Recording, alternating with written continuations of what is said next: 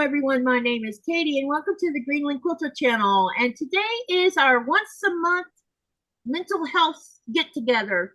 And you know what? It is episode 11. Can you guys 11. believe it? We are 11 Crazy. months into this endeavor. Next month, we will be celebrating 1 year of doing this.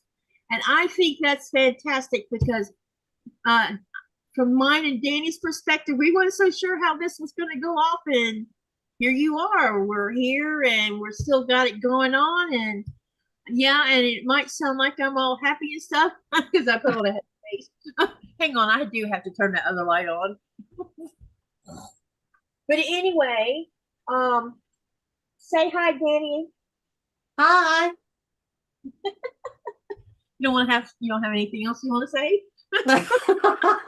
Oh, I didn't know I was supposed to say more than that. Well, hello, happy Sunday. Let me give you a hard time. Got anything? Well, how? I tell you what you do. Tell everybody how you're doing since this is mental health night. So This tell is us. mental health night. It is mental health night. And I gotta tell you, I look forward to these every month. And I've been telling everybody about it on my live stream this morning. I was telling everybody to come on over and have this conversation. I've gotten a lot of new subscribers recently, so thank you to them. If they're from your channel, thank you. But anyway, I've been telling everybody that this is a great conversation that we have here. And it's a great open platform. And so the question is how am I doing? I am doing okay. Not great, but not bad either. A few months ago, October, I think maybe September, October, I told you guys I was struggling a little bit. Just kind of trying to find my happy place, if you will. I don't want to say my normal because that's not really true. And I didn't really feel unhealthy either, but I wasn't feeling like myself. And so I've tried a few things. I've had conversations with my doctors. I've tried a few things, some meditating. I tried that for a little while, about 3 weeks. I tried some other things, and things were working okay in that moment, but they weren't really working long term. Something should like, I just get rid of it. Hang on, ladies. Will you turn the light out in there? Thank you. Sorry, that's my two daughters, 10 years apart, acting like they're 12 and 12. That's okay, no problem. It's not a problem. I thought it was something on my end. I'm like, what am I hearing? It's laughter. That's a good thing, right? Laughter is a good thing. That is for sure. It's better than arguing and fighting. That's for sure. So I've been having conversations with my doctor, and we've decided between the two of us, we have decided that we're gonna make some changes within my own health regimen, and I'm gonna be going back on some medications that I had gone off of for a little while, and I'm gonna start going back on them to try and find that place again. And you know, I've done this a few times in my adult life now. I've gone on and off these medications. As my doctor said, sometimes everybody has highs and lows, and sometimes those lows just dip a little bit lower than they need to, and sometimes you need a little bit of extra help. And so that's where I'm at. I've only just started going back on the meds about 3 weeks ago. So it's a process, and that's the thing that's important to remember is this is not I flip a switch and everything's perfect. It takes time. It takes a few weeks for the medication to get in your system, and then sometimes there's some dosage adjustments that have to happen, and so it's a process. You need to be aware of what you're thinking and what you're feeling, because the medication can amplify things as opposed to making them better. So it's important that you have constant communication with your doctor, constant checkups with them. I'm aware of all of these things because, again, I've done this. This is, I think, my 4th time doing this kind of process. And I have a feeling that I'm probably going to be on this process a little bit longer than I have in the past. And I think that's just because of where I'm at in my life with where my hormones are at in my life. And where, things are just kind of at, around me. So, and that's okay. I'm okay with that. I'm not upset about it. I'm not ashamed of it. I'm not embarrassed by it. And no one should ever feel those things either if you're going down the same road as far as I'm concerned. But I think it's important that, especially since we have this platform, that myself, Katie, and Myra, that we're transparent with you guys. You know, we're here to tell you that these things are okay, that having these conversations are okay. And so I had a conversation with my family. I reminded them that I was going to be back on this medication. Let me know if you see any weird behaviors in me, because I may not even be aware of them. Good job. Excellent, Dani. Yeah, because you know, especially with a medication like these, like they said, they can amplify things, and you may not even realize that that's what's happening, because this is all hormonal. This is all chemical things happening in your brain that you don't necessarily have control over.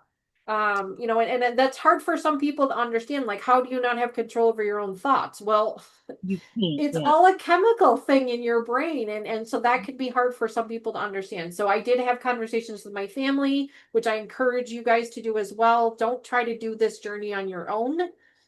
And so right now, like I said, I'm okay. I'm not necessarily seeing any changes, but I'm not seeing anything bad either. And that's the most important thing. And that's okay. It's okay that I'm not immediately seeing any changes.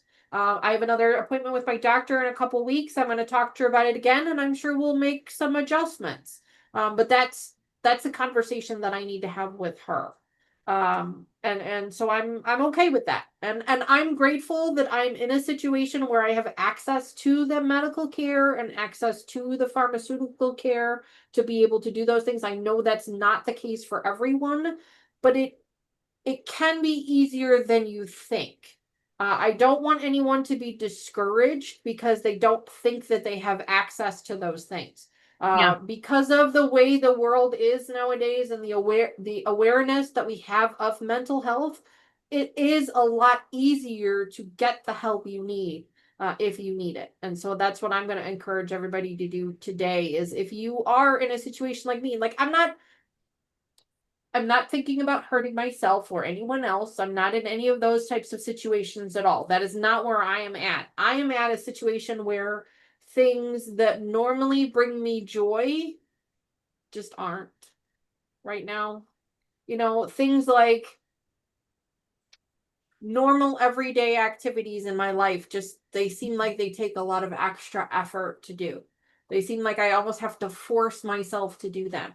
And I don't want to say that's not normal. That's not normal for me. Okay. Right. That's not normal for me. And that can lead to other things if I don't manage it well.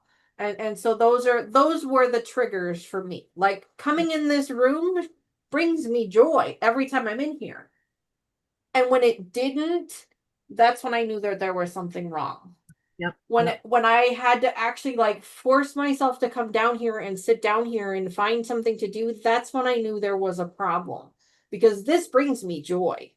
I know this brings me joy. Don't get me wrong. Sometimes we all get frustrated, but it still brings me joy. This is normally my therapy. And when it wasn't my therapy anymore, I knew there was something else going on. And then that's when that was kind of my light bulb for myself, going, something's not right here. And that's when I started to see all of the other things that were supposed to be doing good for me, and they weren't. And so that's when I was like, okay, we're going back down this road, and I don't want to. So that's where I'm at. I'm sorry, that was a very long-winded conversation. No, it's you asked me about, but I want to make sure that I'm transparent with everybody here, because that's the whole point of this process. We want to be transparent with you, and we want you to be transparent with us. Absolutely. Especially we want you to hear what we're doing, so maybe it might encourage you to do something similar. Maybe not the same, but maybe something similar. Or just know that you're not alone. Yep. Okay, now I'm going to ask the same question of Sissy. How are you? Hi, y'all. Some of you may know that my mother passed away the 4th of November, and it was a joyous, sad, wonderful time, because she was almost 92, and it was time. But the fallout from that, other than, of course, not having a mom or a dad anymore, is that my sister and I have this house that my husband and I want to buy, to go through, clean out, have an estate sale, whatever, decide who gets what we're selling, what we're donating. We donated a lot of stuff last week. We're making progress. Some days we laugh until she almost wets her pants. Some days we cry. Some days we do both. Found a letter my son wrote to my dad. My children's father was no longer in their life from the age of 7, 10, 15, and 17. And so the 15-year-old wrote a letter to my dad, not when he was 15, maybe when he was like 20 or so. And my dad kept that letter in his safe, and the letter, was saying, Papa, happy birthday or happy Father's Day. You have been my role model. And if I can be half the man you are, I will be a success in life. And, so of course there were a lot of tears over that. And yeah, so anyway, it's been up and down. It's been very up and down, but mostly it's been great. Really great. When she's here, I'm willing to work and to really go all out. When she's not here and my husband isn't here, basically I lay on the couch and watch TV because I can't self-motivate.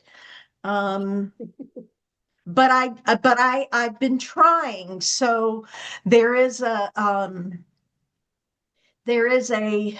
book that some of us are going to do, a sampler quilt that starts with the very basic quilt blocks and goes up to 100 blocks later to some very difficult things that I'm scared to death of.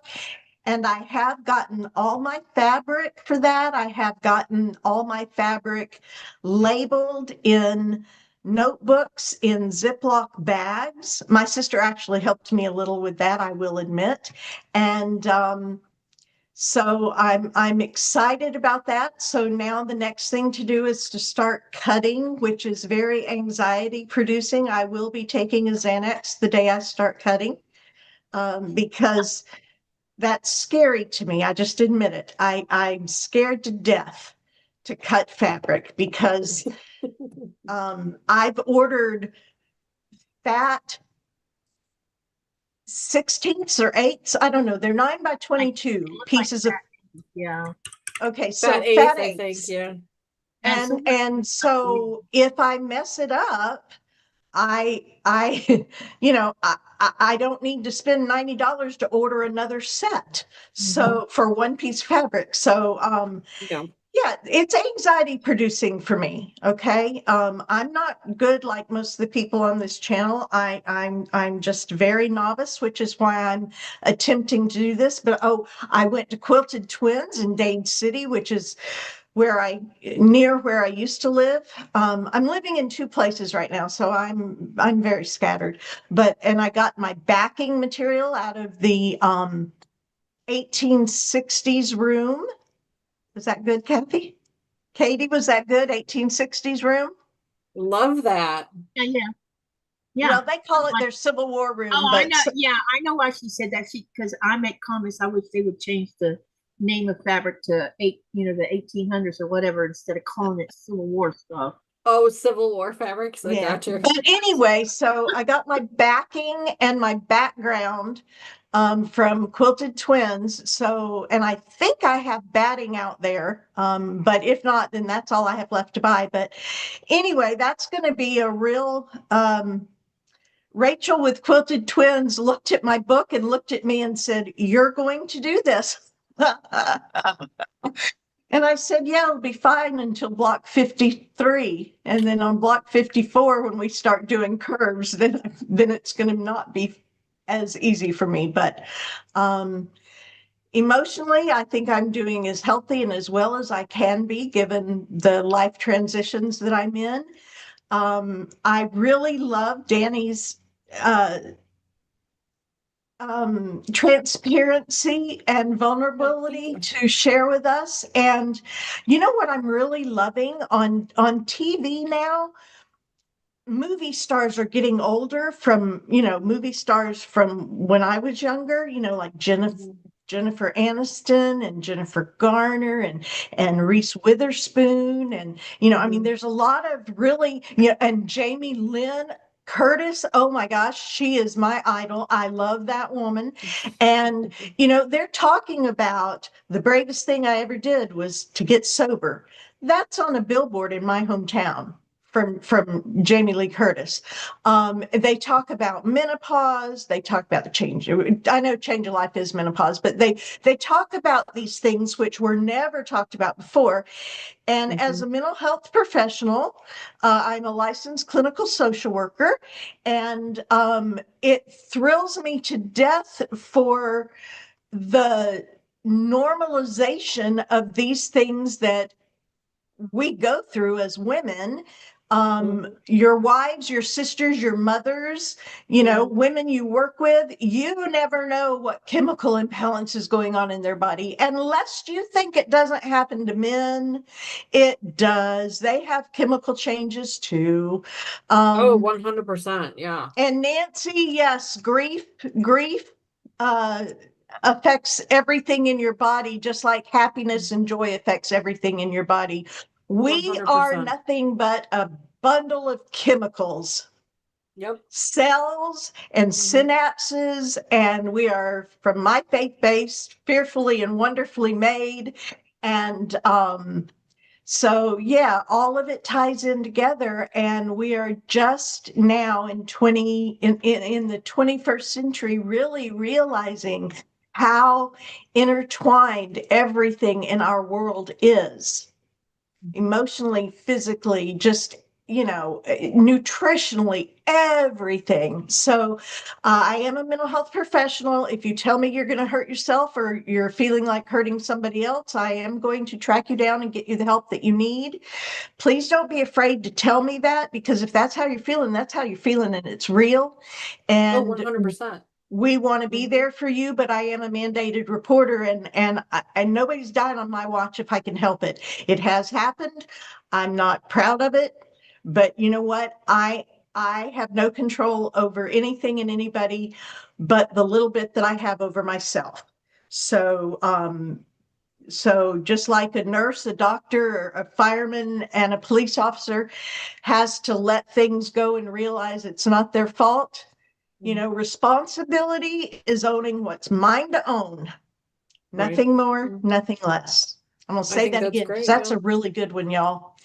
Responsibility is owning what's mine to own. Nothing more, nothing less. So when my adult children make choices I don't agree with, I don't own it. Not my circus, not my monkeys. Easy to say, isn't it?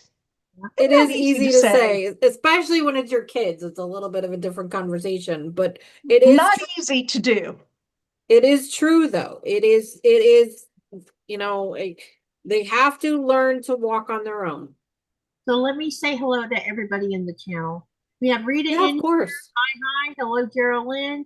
Hello, Nancy. And Myra just answered your question. Hello, Lee, because I wrote that question down so that it wouldn't get lost in all of the stuff. And Rita made a couple comments I'm going to comment on too. Let me see here. Jaja says, hi, off in an hour and a half. You all are still live. See you that, yeah, Mike, I've had a live going on practically since like 3 o'clock this morning. My goodness, girl. I shut that one down and turned around and started this. It was snowing outside, and I wanted people to see what was going on outside because we got about a foot of snow between, well, when I came home from the demonstration yesterday, I was really tired, and I managed to get about a 3-hour nap maybe. And when I woke up, I looked out the window and I'm like, oh, we have a blizzard going on. That's awesome. We had snow flurries in the Panhandle of Florida, y'all. I heard, but anyway, I heard of that though. Yeah, I was just telling Katie that my daughter, my stepdaughter, is in Orlando, And we were talking to her the other day, and she was telling us that it was like 39 or something out there. And she's like, I am so glad I'm from Chicago. These people are weak. Step 11. I'm like, honey, they're just not used to it. She's like, it's not that we're degrees, weak. I still got shorts on. It's not that we're weak. It's that, you know, our skin is thin and our blood is thin and we get cold. Yeah, it was so funny the way she said it. Hello to Nancy. Hello to Pam. Hello to Canadian Lady. What's your first name, please? If you don't mind giving it. And Bell Luke dropped in to say, I just wanted to stop in and hit the like button. It should trigger the algorithm. Thank you for dropping in. Thank you. I've been having lots of visitors from over on Tuber Chat, which I appreciate so much. Let me see here. I'm looking for, where did it, Rita had made some comments I wanted to read. Let me hang on a minute. Where did it go? I'll find it in a minute, maybe. Then Rita says, oh, wow, Myra, that sounds fun to do. And then Pam says, I'm that not able to self-motivate too since I was pushed into retirement last March. So maybe we could talk about that in a minute. Let's see. Rita says, wow, cutting fabric is fun for me. If I mess up a cut, I figure, wow, scrap pile and start over again. Rita says, I found out my hubby, he was born with an eye tumor, but that caused a TBI and it is affecting him now. Strange concept. And then she says, responsibilities is mine to own, nothing more, nothing less. That would make a great saying on a t-shirt, a table runner, fussy cut letters. Uh-oh, she's gonna get to creating. She said something up above it. I can't find it. Where did it go? Let me look for her again, because she made a comment. What was the comment about? Well, there was two comments, and I wanted to read the first one before I read the second one. Gotcha. So one of the things I found it. One of the things Rita does when she's having a rough time, she says, I go down the rabbit hole. It is called email and vent to Kathy or Katie. She does that. Yes, she does. I get emails from her. She's venting up a storm. And then she says, all right. That's what we're here for. Exactly. And then she says, well, I look at it this way. I have not buried anyone in my backyard yet. I did see that and I was like, girl, I'm with you. I almost spewed. Let's see here. I love that. I saw that too. Oh, hey, Andrea. Andrea's in here too. It's good to see you. Okay, all right. So now I'm going to say my piece. Okay. And I told Myra that I wanted to talk about this topic because I need to talk about it. Now, don't any of you leave because of it. So, as most know, unless they've totally got their ears shut off, you know. This country's going through a hard time right now because we have another country that's discussing taking it by force, and it's affecting the entire population currently. Things like and there is comments coming across Facebook and everywhere else. Some of the media here in town has been actually talking to the Greenlandic people, and there's been some key things I've been hearing. I can't sleep. I talk to my children because my children are afraid. They can't sleep. I'm stressed. There's this long list of things that the Greenlandic people are experiencing currently, and I'm going to kind of give you a backdrop of this because you got to understand where they're coming from. This country has been peaceful for thousands of years. They've not experienced war. They've never been in the middle of a war. They've never been being pulled in two different directions. They are quiet people. They're a peaceful people. They're a loving people. You don't see neighbors fighting with neighbors. It's just not done. They don't yell at each other. They don't shout at each other. When they get angry, if they get angry, they turn around and they walk away. They're just a very peaceful thing. And now we have so much noise going on in this country right now. It's going on around us. It's going above us. It's going straight through us, and no one's listening. And so now Greenlanders, a lot of Greenlanders are having trouble sleeping. When they sleep, they're having bad dreams. Their children are having bad dreams. I'm having bad dreams myself. That's why I'm not sleeping very well. And several of you has been with me the last 2 or 3 days and know that I've hardly slept at all. I mean, that's why I ran such a long live last night. And the other day I ran a 6-hour live. I could not sleep. I lay down and I wake up from having a dream. So here's my question for Myra. For those of us who are experiencing sleeplessness because of things that we can't control, because this is what this is all about. We have no control over what's happening right now. None. Zero. Mm-hmm. But there's got to be a way for us to, I don't think we're going to handle it properly because it's just going to be right in our face for a while. But how can we as an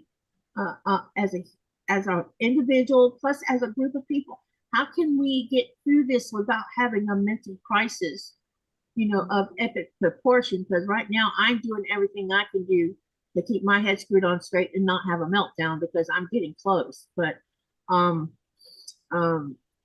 know I can call Myra and say, Myra, I need to talk, and there's been a couple times where, like right now, I'm really close to tears because I don't like feeling out of control.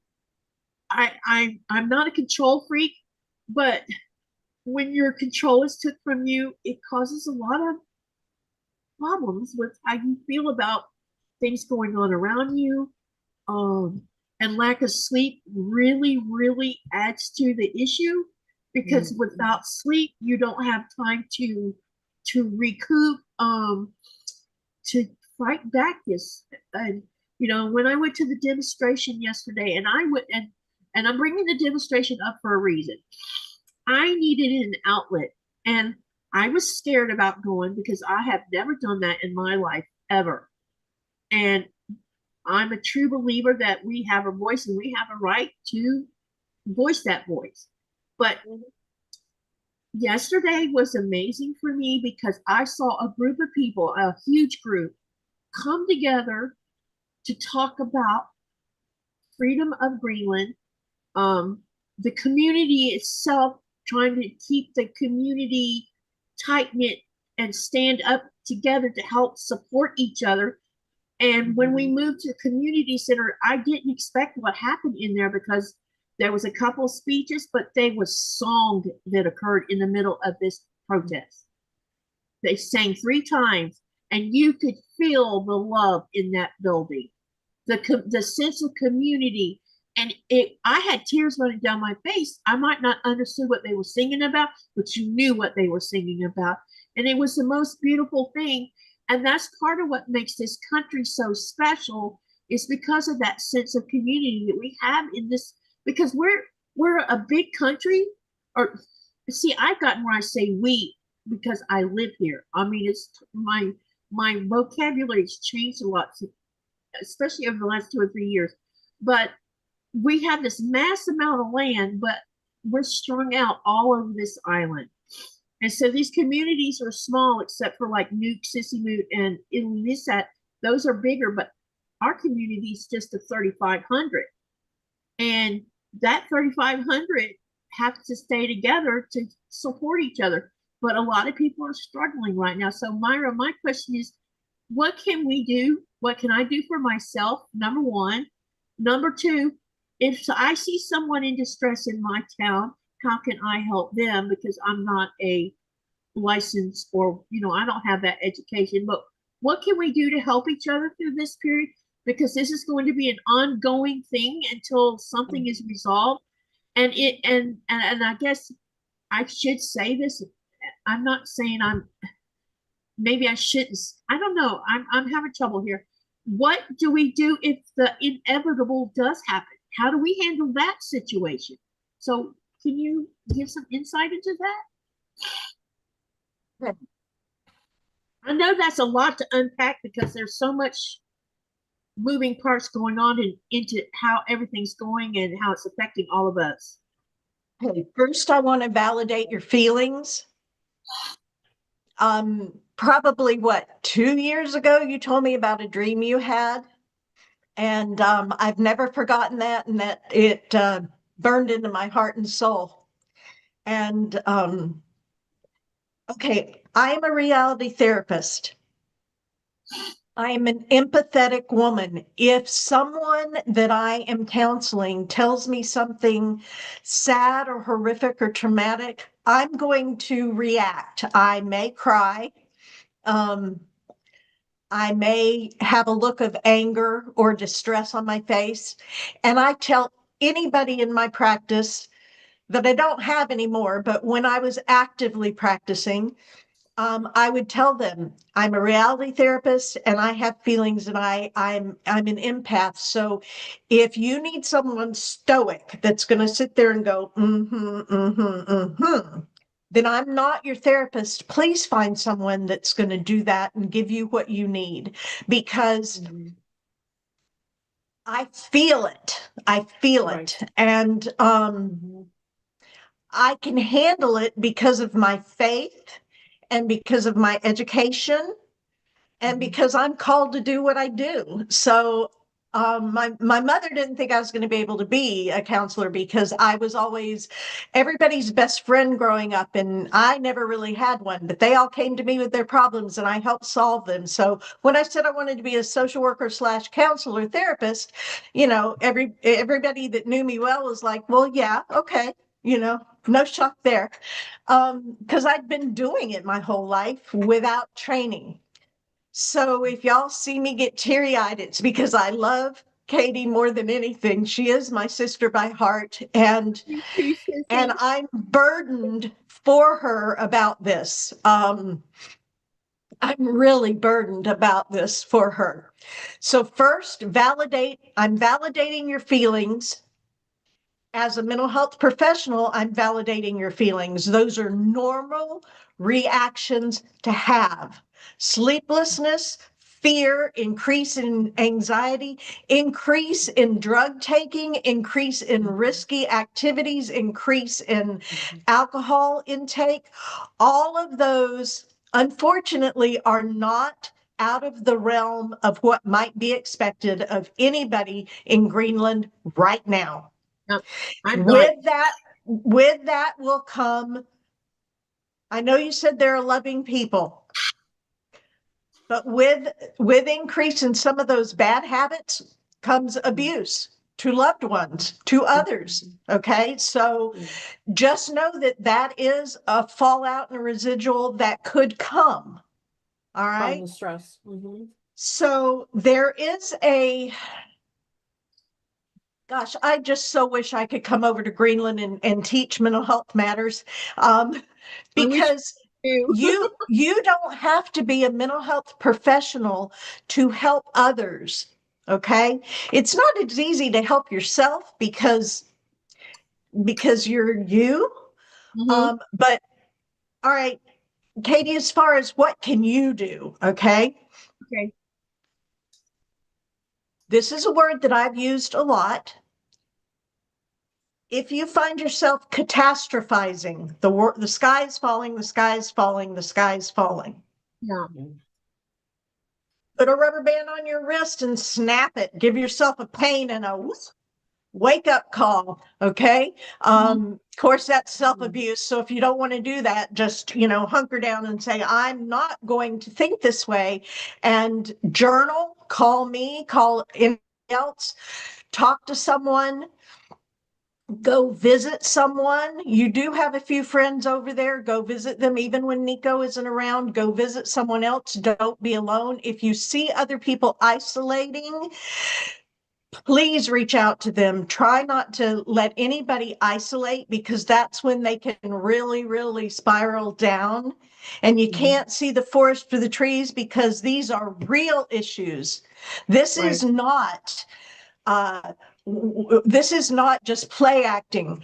I was in Anchorage, Alaska in 1968 through 72. 10 years old to 14 years old. And for those of you that are not old enough to remember, those were the years that we were really afraid Russia was going to send a bomb across Alaska to the continental United States. And my dad worked for he was in the Air Force, but he worked for a thing called Defense Communications Agency, DCA. He was taken out of his Air Force job and he worked for an Air Force captain, but they had an Army colonel that was their higher up. And, you know, I mean, it was just all forces. And their job was to keep a man up on the mountain watching the radar back in the day, because we didn't have all the technology we have today, to, you know, so that if they saw a missile coming over, that, you know, they could alert the continuous United States and, you know, whatever. Back in the day, I vividly remember doing practice bomb raids. We would get under our desks, like, I don't know what they thought that was going to do for us, but we would hunker down under our desks until the warning siren went off, and then we could get up and finish, you know, and this happened. It happened, and not unfrequently. And so as a child, I had some fears and some, you know, we're 90 miles across the inlet from Russia's islands. I mean, you know, on a clear day, you could see it. I couldn't, but, you know, the people that were out in that area could. But you knew it. And so I say this to say, I can't get what you're going through, but to the best of my ability, I'm empathizing, and I really can see why you would have all of these fears and all of this anxiety and all of this feeling of lack of control. Yes, like helplessness, kind of a feeling of absolute pure helplessness. It's you know, when I've been watching, y'all don't laugh at me or laugh at me, I don't care. I've been watching Call the Midwife. That series, I've finished the series. I'm waiting for more. They're going to do a prequel now, but this series started right after the Blitz and the bombing, and you know they bombed London, y'all. I mean, in America, we can't fathom, because we didn't live during the American Revolution or the Civil War. We cannot fathom war on our land, you know, hearing bombs go off at night like they do over in the Middle East. We can't fathom that. But I'm watching Call the Midwife, and these people just lived through that in this series, and they talk about it, and they talk about what they had to do to create a new normal. You know, the thing about accept the things you cannot change the things you can, and pray for the wisdom or hope for the wisdom to know the difference. I mean, I know I'm throwing out a lot of, what are those things called? Axioms or metaphor? I don't know. Anyway, I know I'm throwing out a lot of stuff, you know, little sayings, but by gosh, by golly, those little sayings really do help focus your mind and focus your energy and take it off of the anxiety producing. I have a family member that deals with anxiety and actually had to stay at a friend's house the other day because they had a panic attack. Could not drive home, could not get in the car and drive home. And so this family member knows the here and now exercise, knows the deep breathing, knows, because they, you know, they've dealt with panic attacks and anxiety for a lot of years in their life.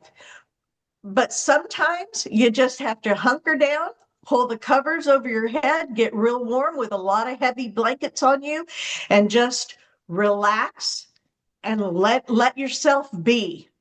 Sometimes that's all you can do. You know, Antidote. what? She says antidote, but she doesn't know if she spelled it right. When you asked what it was called, what you were talking about. Oh, okay. Well, I don't remember the fancy words. I'm an educated woman, but I'm also older than dirt and things leave my brain. Like it tells people all the time, shit just gets kicked out. So Rita said isolation is a hard one. I became homebound for almost 6 years. Then listening to the Lives channel, I went to the fabric store fabric shopping. That was scary back in March of 2025, and she tries to get out at least once a month. And Rita also says, I have a card that says knowledge to accept the things we cannot change, courage to know where to hide the bodies. Yeah, and I have a best friend here in this town that we will help each other hide the bodies, but that's neither here nor there.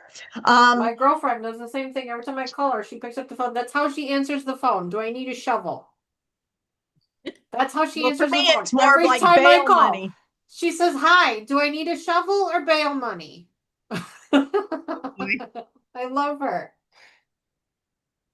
Andrea says, I have severe panic attacks and I've had to learn how to remove myself physically and mentally from the three things that cause me anxiety.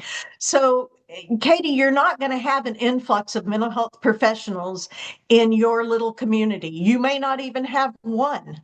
I don't even think I have one here, to be frank. You may not.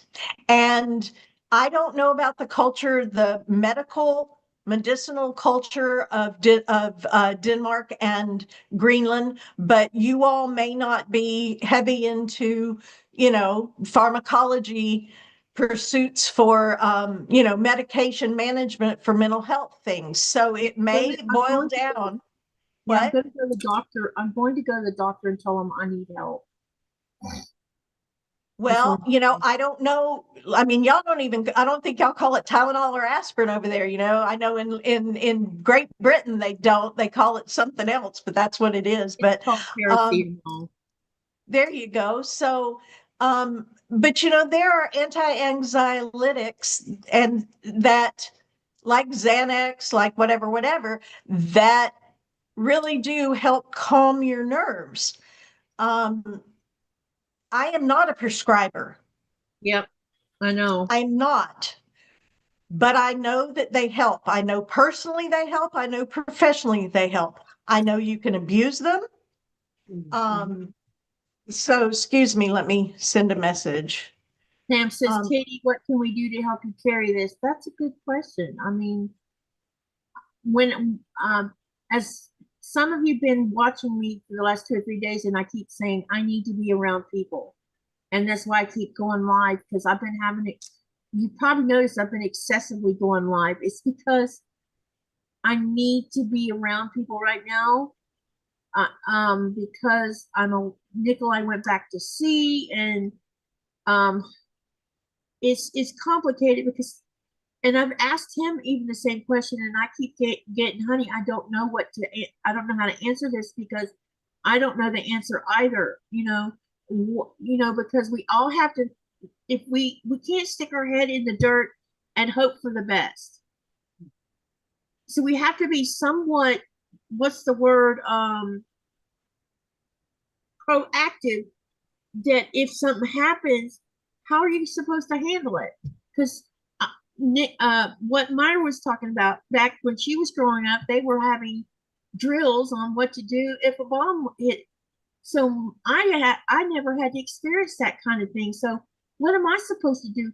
How am I supposed to react if troops suddenly are at my front door? Do I let them in, or do I have to lock my door and hope they don't kick my door down? And I know that's being what did you call it again? Catastrophizing, but that isn't catastrophizing. That right there is not catastrophizing. That is practical analysis. Yeah. And what about my husband? What's going to happen if he's at sea when this? I know there's lots of what ifs, but as a individual, as a person, I guess, how are we supposed to figure out what we're supposed to do if something like that were to happen? Because okay, let me ask you this. Let me ask you this.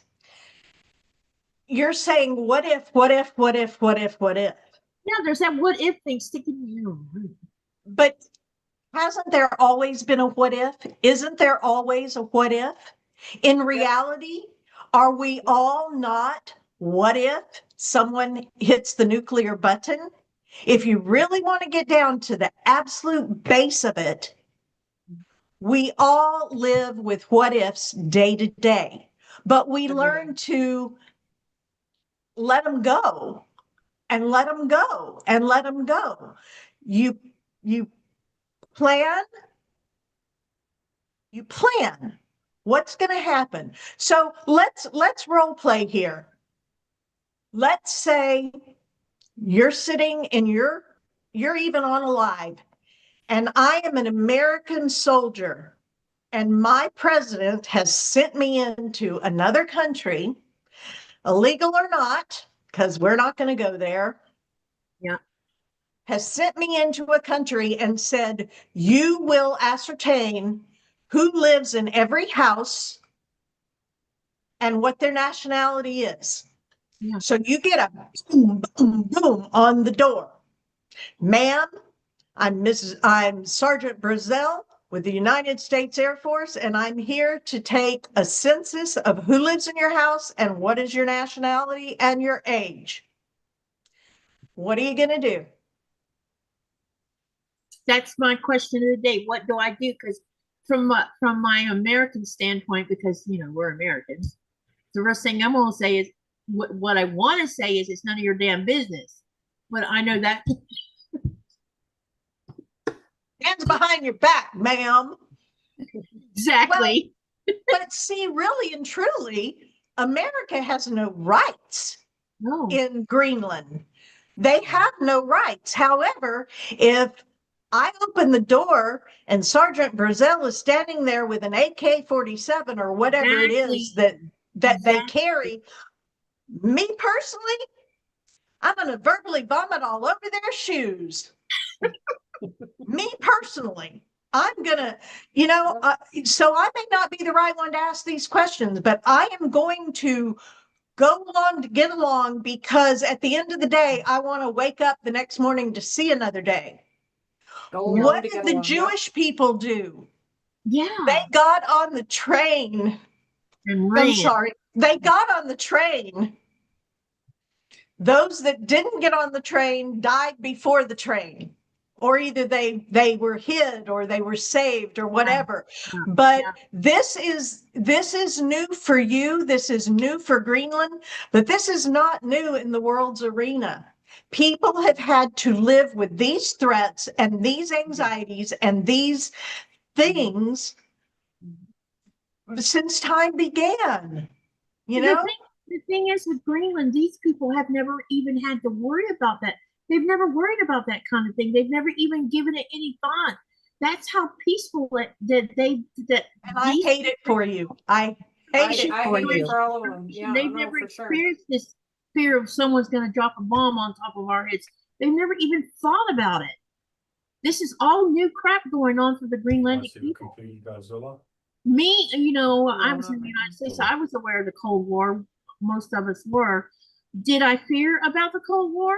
No. I was too young, I guess. Maybe. I don't know. I didn't think that Russia would pull the trigger and go and drop a bomb on the United States. I never thought of that. And so I never had that fear factor going on. And I went on my daily life not even thinking about it. And but you is bliss in some states. Yeah, I live in Florida, no one's worried about Florida, right? Oh, no, that's not true. That's not true. Well, listen, let me tell you a little story. And I think I've told you this before. You remember when 9/11 happened?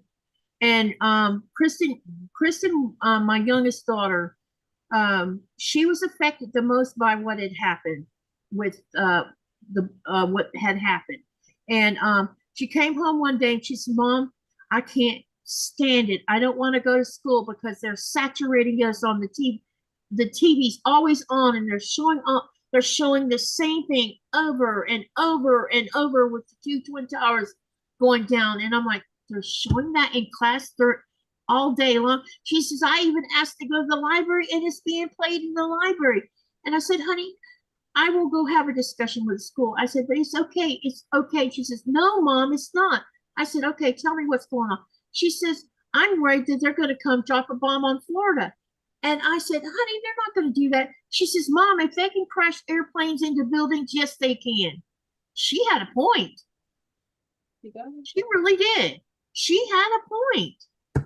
So I had to sit down and I told her, I said, I know you're scared and you're worried, but it is going to be okay. The government will do whatever they have to protect you, the American people. And she was so young when she was talking this way. She was, let's see, it was 2011, no, 2001. So she was born in 1990. So she was 11 years old.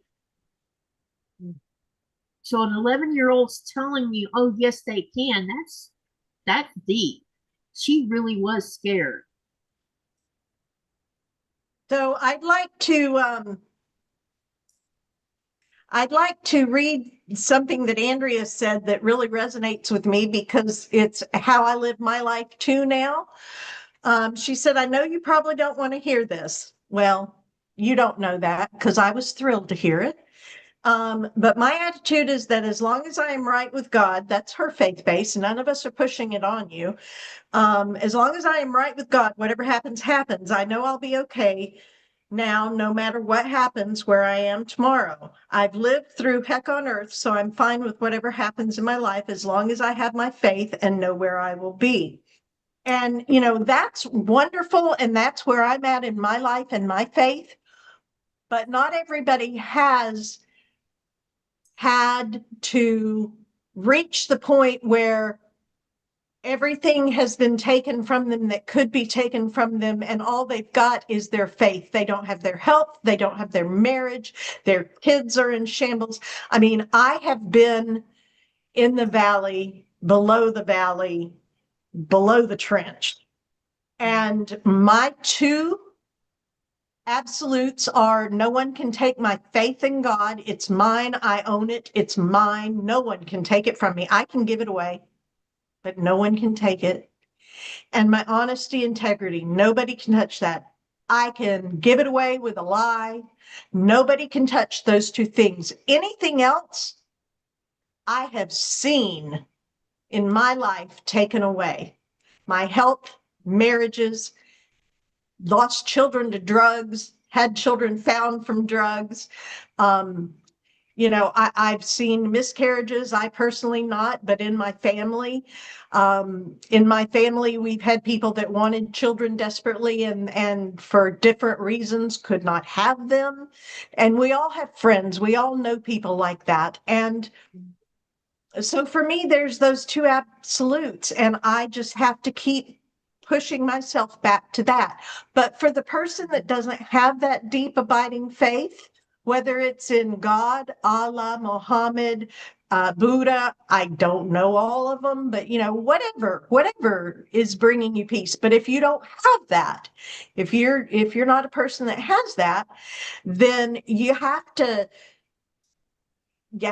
find it in yourself. You have to come to a place where you're okay. I have family members that believe when you die, you're dead. That's it. No soul, no afterlife. You die, you're dead. And they're at peace with that. I mean, I believe in God and all that kind of thing. You know that. I just don't have that faith that you have because mine got destroyed a long time ago. And I don't know that I can ever get that back because it's gone. And I have learned to live with that because that's how I feel about the whole thing. But and another thing is I don't want to die. Who does? I mean, somebody else said something. I wish I had y'all's faith, but I just don't. Mine's got took away a long time ago.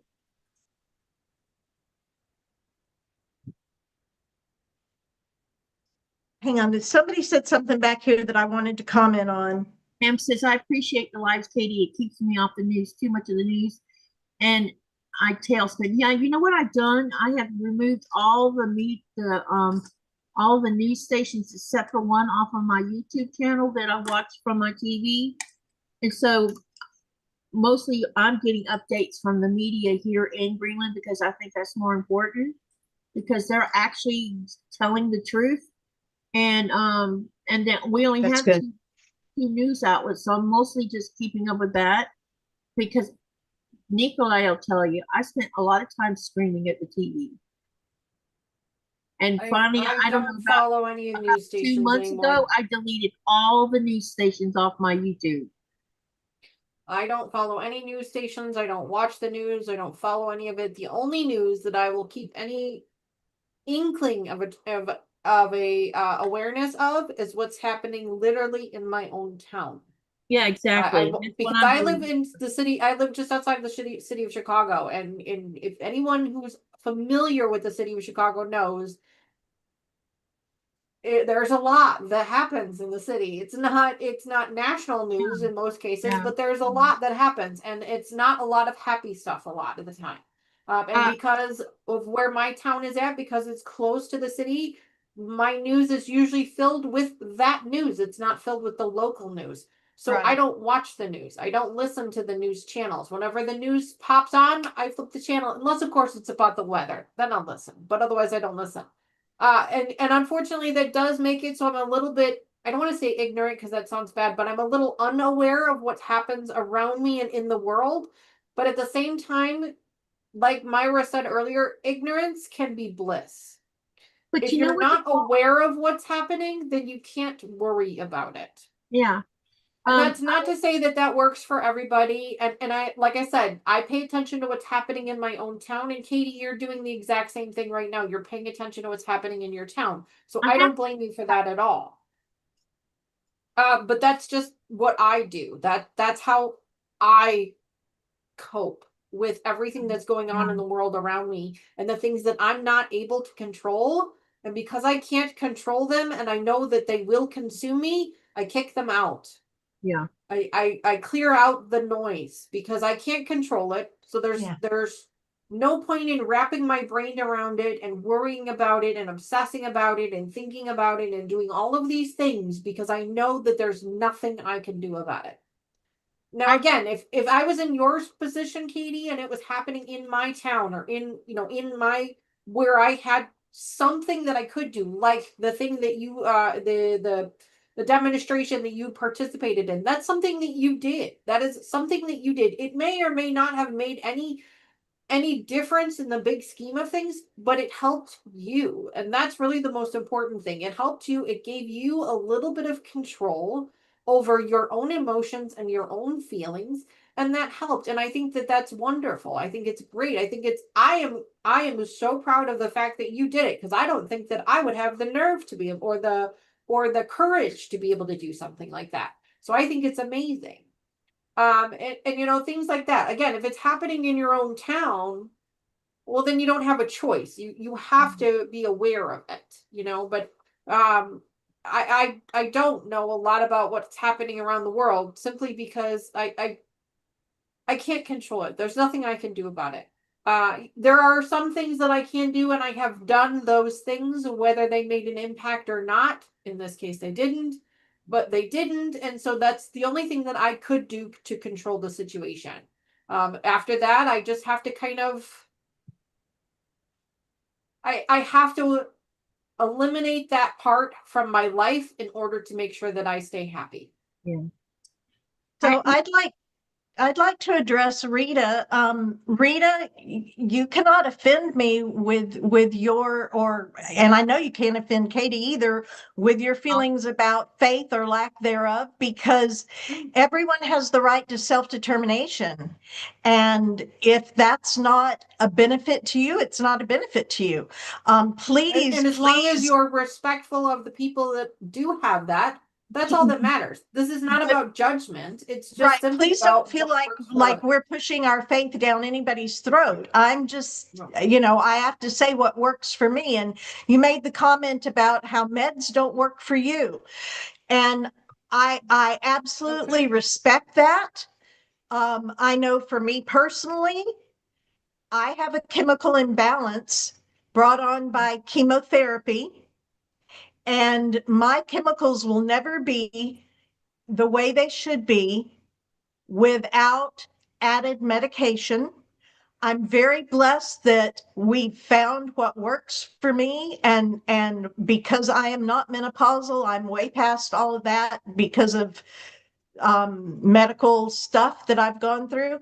I don't have big ups and downs, and I don't have bipolar disorder. So my chemical imbalance is pretty is very well maintained with the regimen that I have found works for me. The dose has had to be adjusted over the years, but there are people that have had some really, really bad experiences with the practice of medicine. We don't come with a book that says, ooh, Dani's serotonin level is 0.25. It's down and she needs a 0.78, whatever, to increase the serotonin levels in her body. We don't have a book that tells us that. We don't have gauges that tell us that. So it very much is the practice of medicine where mental health is concerned. The sad thing to me is if I take an antibiotic and I'm not allergic to it, and they know what my bacteria is, I can rest assured that I'm going to get better because it's going to attack the bad bacteria and I'm going to get better. Unfortunately, when it comes to mental health and chemical imbalances, we don't have any assurances of that. It's the practice. You have to find what works. And if you've had a bad experience and you never want to go down that road again, then you're just going to have to create what keeps you healthy. And that's okay. That's okay. Yeah. Different things work for different people. And like I said earlier in the conversation today, this is what me and my doctor have worked out for me. I am not saying that that's going to work for you or that, something else isn't going to work for you. What I'm encouraging is simply you having that conversation with someone, preferably a health professional, preferably someone who can help you along your own journey to get back to your quote unquote healthy, normal self. But that's a conversation that you need to have with your professionals. I'm just being transparent about what my conversations are with mine, but that may or may not work for you. And I'm not judging you because it does or it doesn't work. That's your journey. And I respect your journey and I wish you well on your journey. But that's not my journey. Mine's different because each one of us is different. Absolutely. And I'm sorry that for Rita that she's not able to use that particular tool in her tool bag, but that just means that she has to find a different one, that she needs to work with her team of, whoever it is that she works with to find a different tool that hopefully will work better for her. So at this point, we've been going for a little over an hour, and I would like everybody to just stop what they're doing if they can, as soon as you finish ironing that. And I need to do this. And if I need to do it, somebody else does too. I'm just here to tell you, somebody does. Can we all just kind of sit back in our chair or wherever we're at and just breathe in really, really deeply? And let it out. And let's do it again. Eyes open, eyes closed. I don't care. It doesn't matter. Whatever works for you. Let it out.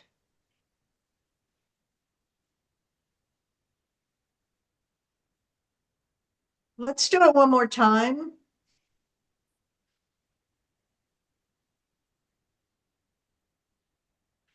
Thank you. I felt my shoulders doing this internally, and I just needed to breathe. And I figured somebody else needs to breathe too. So, somebody else did.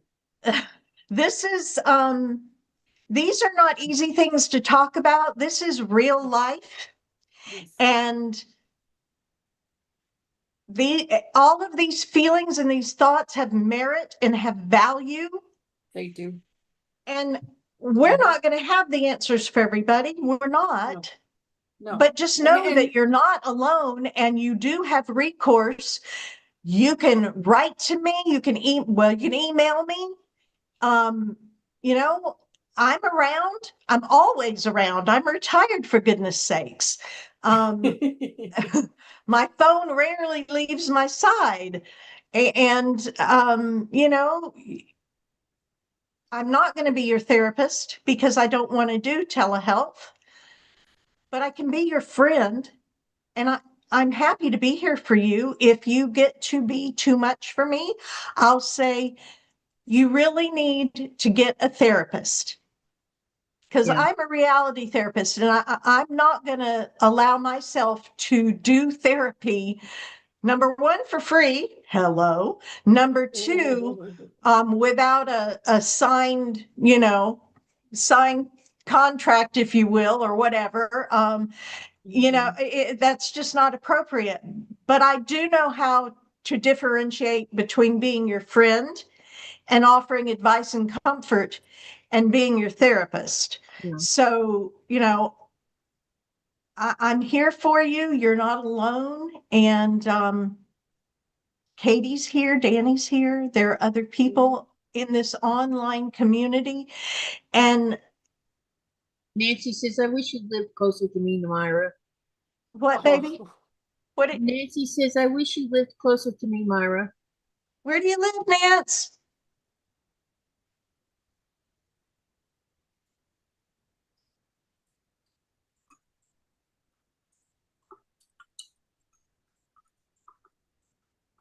Well, happy birthday to Felicia. She says that they just celebrated their 66th birthday. Yeah, happy birthday. My birthday was on Monday.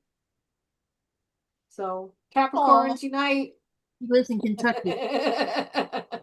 Nancy lives in Kentucky. I like bluegrass. But just because we don't live next to each other doesn't mean we can't be friends. Katie's 100% how many true. how many thousands of miles are you away from me, Katie? A lot. Yeah. Just a few. Just a few. And that has not dented our friendship, I don't think, one iota, because we both are very loyal humans. And you know, it's the quality, not the quantity of time spent together. 100%. Sorry. Yeah.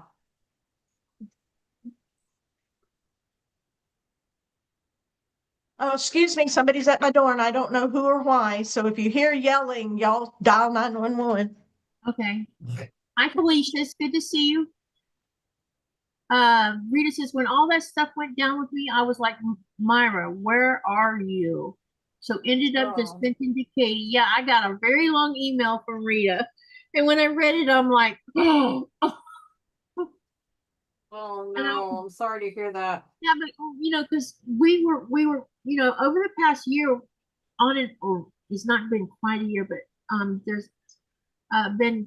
I'll make a comment about something in one of my lives because we are on some subject, and then I get an email from Rita, and I'm like, oh my God, now I know the whole story, and then it's like, I need to console her because she's having a rough day, you know. Hey, Pam says, I do have a therapist that I see every 2 weeks, but I so appreciate this community and knowing I am not one who is having, I'm not the only one who is having a hard time. Hi, Gladys. It's good to see you. Yeah, that's what. I love that comment. This is why me and Danny wanted to start this because I feel like that. For sure. Because if you bring up your mental health in someone's life, it's like, we don't want to talk about that. There's a taboo behind it, and you know, and I don't want anyone to think that. I mean, I'm sure that they don't here on Katie's channel, but even over on my channel, I don't make all of my live streams about my own mental health journey. That's not what I do on my live streams. In fact, honestly, in my live streams, I really don't. I mean, I do mention it, and I didn't mention it this morning as well. I do mention it, but I don't go into nearly the depth of conversations that we have here, and that's because I feel like this is the right platform to do that with. Yeah.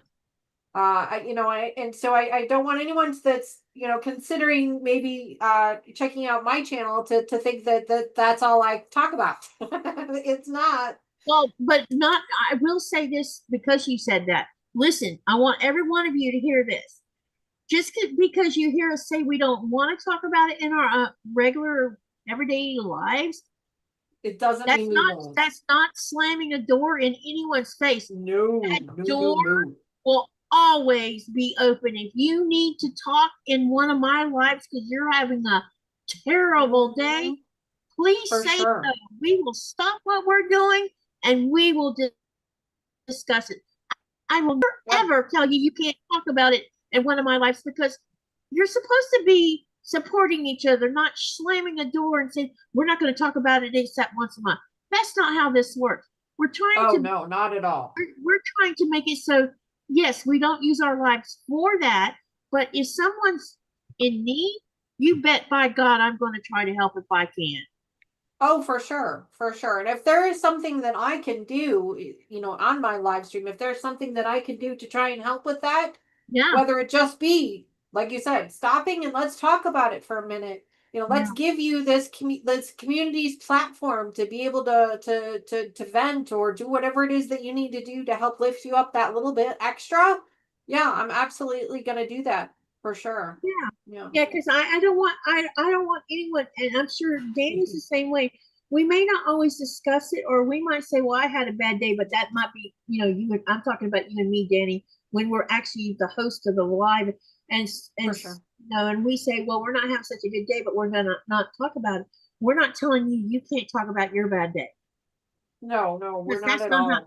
Yeah, we're not doing that. We're just trying to keep what everybody wants is to have a peaceful life, and for the most part we do have peaceful lives, where we're not talking about anything, but sometimes the subject's going to come up, and that's why I've said this week in several of my lives this past few last week and a half that sorry, pardon my language, but shit's going to come up in my life because this is my life, right? Because right now this is what's affecting my life. And I'm sorry if it bothers people, but if I can't talk about it, who can I talk to about it? Think of that. Right, exactly. Everybody's telling me to shut up. I don't want to hear it. How am I supposed to handle it? How am I supposed to deal with it if I don't have friends that when I am having a rough day because something bad happened here, what am I supposed to do with that? Yeah, no, that would be terrible. Yeah.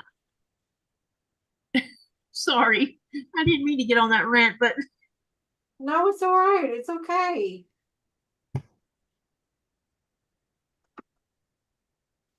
You're so funny. You're so funny. I know I get on these little whatever you want to call them. I might have trouble taking care of myself, but I try to help take care of other people, which is, I think that's the truth. We are. Yeah, if you're in trouble and you need somebody, I'll be here for you. I'm a good listener. I might suck at other things, but I'm a good listener. He is a very good listener. It's true. This community has been my lifeline. I guarantee if this had not been here, I would not be here. Oh, sweetie, I wish I could give you a hug. And I know you don't like hugs. She's not a hugger.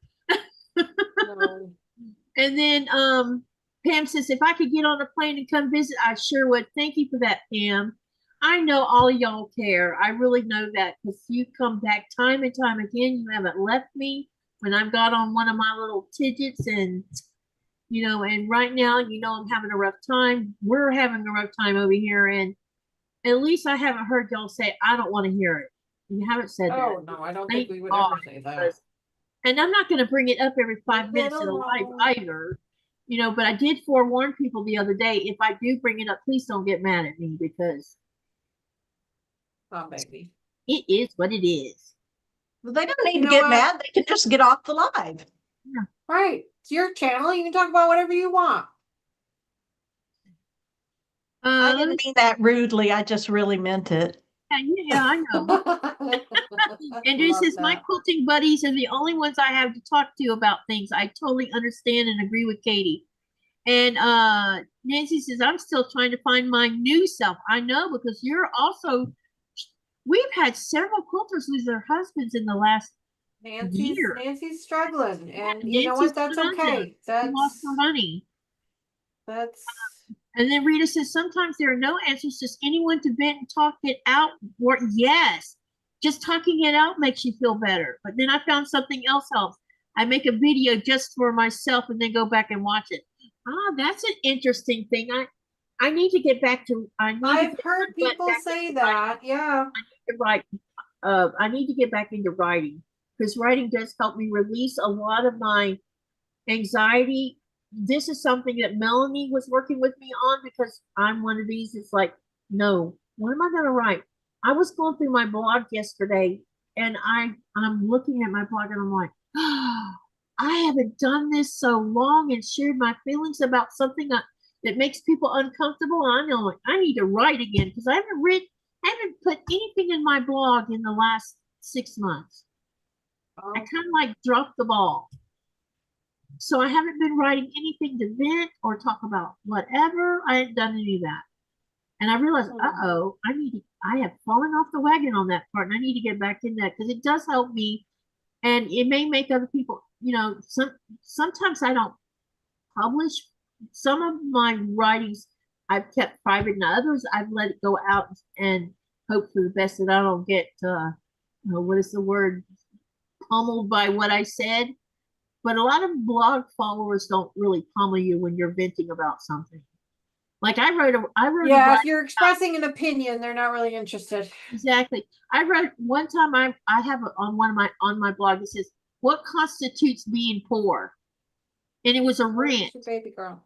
I was ranting about something, and when you go back and read it, you're like, "Wow, that's really deep."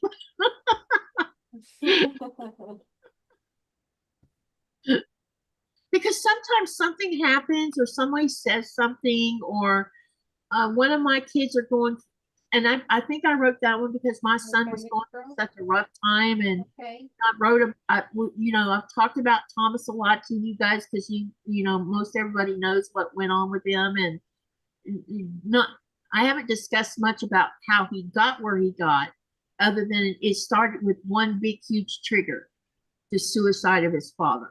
That started the domino effect of Thomas's spiral into hell. And no, I'm not talking about he never touched drugs, he never drank. He just ended up with the wrong person, and then it was one thing after another, and they had a child, and then she did what she did, and no one seems to even know where the heck she is these days. And and then he was homeless for 10 months, and now my 36-year-old son has stayed in an apartment for an entire year, his first place of his own. You guys have no idea. Myra knows that young man, my son, has never had a place of his own.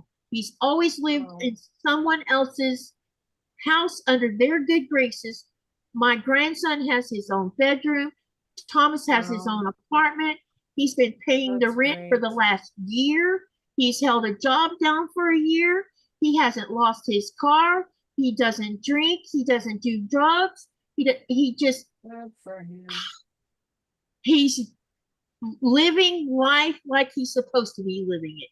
And it may not be a rich man's life, and that's okay, but he's taking care of his son. He's paying his bills, and he's doing what most beings are supposed to be doing, living life, being productive.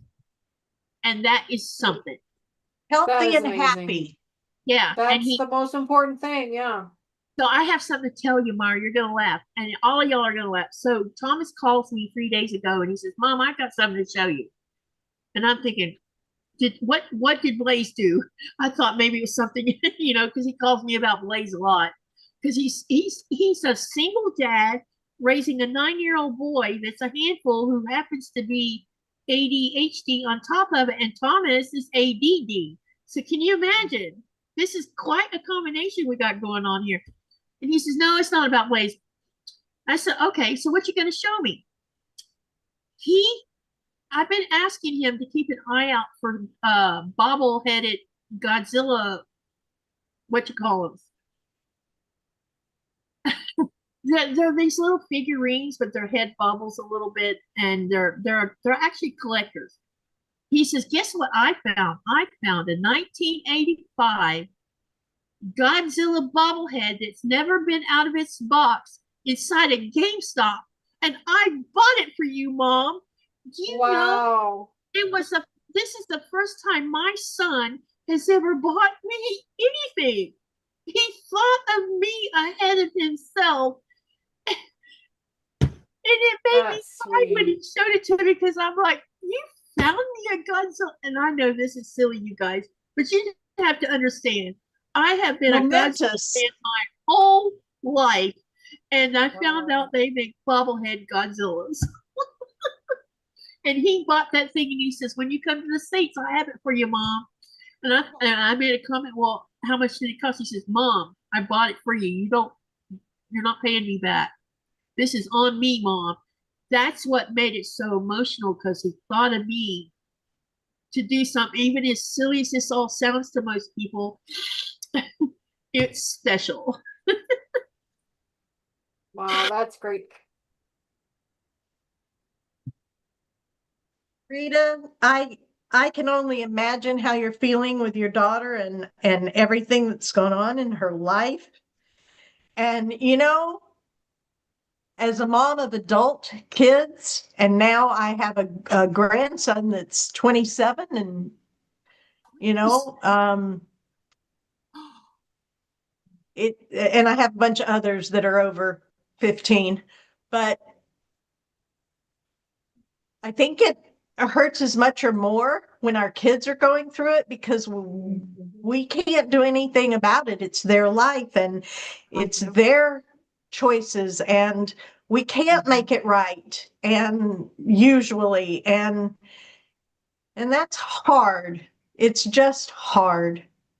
We want to make everything easy for them, so that, yeah, exactly. Let's see. I need to backtrack a little bit, because I got on a little bit of a thing. So while she's backtracking and looking, my children's father was a pastor at one point in our lives, and we had this little old lady that literally had no nose. All of this was eaten away to cancer, and it was just an open hole. It was really disgusting. But this little old lady lived in a roach-infested mobile home, and my children's father would go over there and try to help clean it out and try to do things. And, you know, she would come to church, and we all knew if she brought something to the potluck, everybody knew what she had brought, and we'd scoop it, you know, so it looked like people were eating it, because we weren't going to hurt her feelings or offend her, but nobody would eat what she brought. And one Christmas, she gave us $300 for our family of 6. Wow. And I was like, we can't take this from you. Now, unbeknownst to me, the woman owned probably 1/8 of a waterfront lake property, but I didn't know she really had money. But it doesn't matter. It doesn't matter whether she did or she didn't. But in my mind, I was like, we can't take this from you. This is too much. This is too much. And she said something to me that has stuck with me my whole life and helped me a lot with my attitude of gratitude. She said to me, and this is from our faith base, because we were Pentecostal, and, you know, we feel like God's telling us stuff. And anyway, so she said, God gave me the amount to give to you. He told me what to give to you. And this is what I'm giving. He knows what I can afford and what I can't. This is what I'm giving you. And if you don't accept it, you're robbing me of my blessing and my obedience to God. So don't worry about what Godzilla cost. Let it go and just say thank you, and be grateful, and let it go. because you're going to do, when you're in country, you're going to do something for him anyway. Yeah. You know, that's going to be way more than the Godzilla. You know it and I know it. And just let it go and just be so grateful that he did put you first. He did buy you something. How wonderful. And you know, I remember my two absolutes about my faith and my honesty. And then I try to have an attitude of gratitude. And when I'm really feeling down, then I think, okay, who can I pray for? Who can I help? What can I do to lift somebody else up and get out of the me, into the we, or you. Yeah, And it's very easy to talk about yourself all the time and like. But that helps. That really, really helps me. I'm so grateful that I have the opportunities to do for others, and that I get to do things like these silly little wristbands, key fob things. I don't know what you call them, that I've made for the people that I'm going on a cruise with. You know, it's a little bit of nothing, but it makes me feel good to know that their cruise is going to be a little more special because I'm taking the time to put together these goodie bags for them. I guess one of my love languages is giving, and it doesn't have to be a huge financial outlay. It's giving of my time, giving of myself, and we all need that. We need to do it, and we need to receive it. Yeah. I need to read some of these comments. Terry said, made this comment earlier, whatever you think you will do or plan on doing, if that happens, is most likely not what you will do in the moment. Pam says, same Rita, it's been a super tough year. Then Nancy says, we are all friends and friends are there for each other. And hello, Jennifer, it's good to see you in here. And then Rita says, I really thought about doing a pop-up live and just vent to myself, not wondering who might show up, decided that might not be a good idea. You know, you can invite some friends to a live and set it private and just share the link and then vent. You can do that. No one will see it but whoever you invite.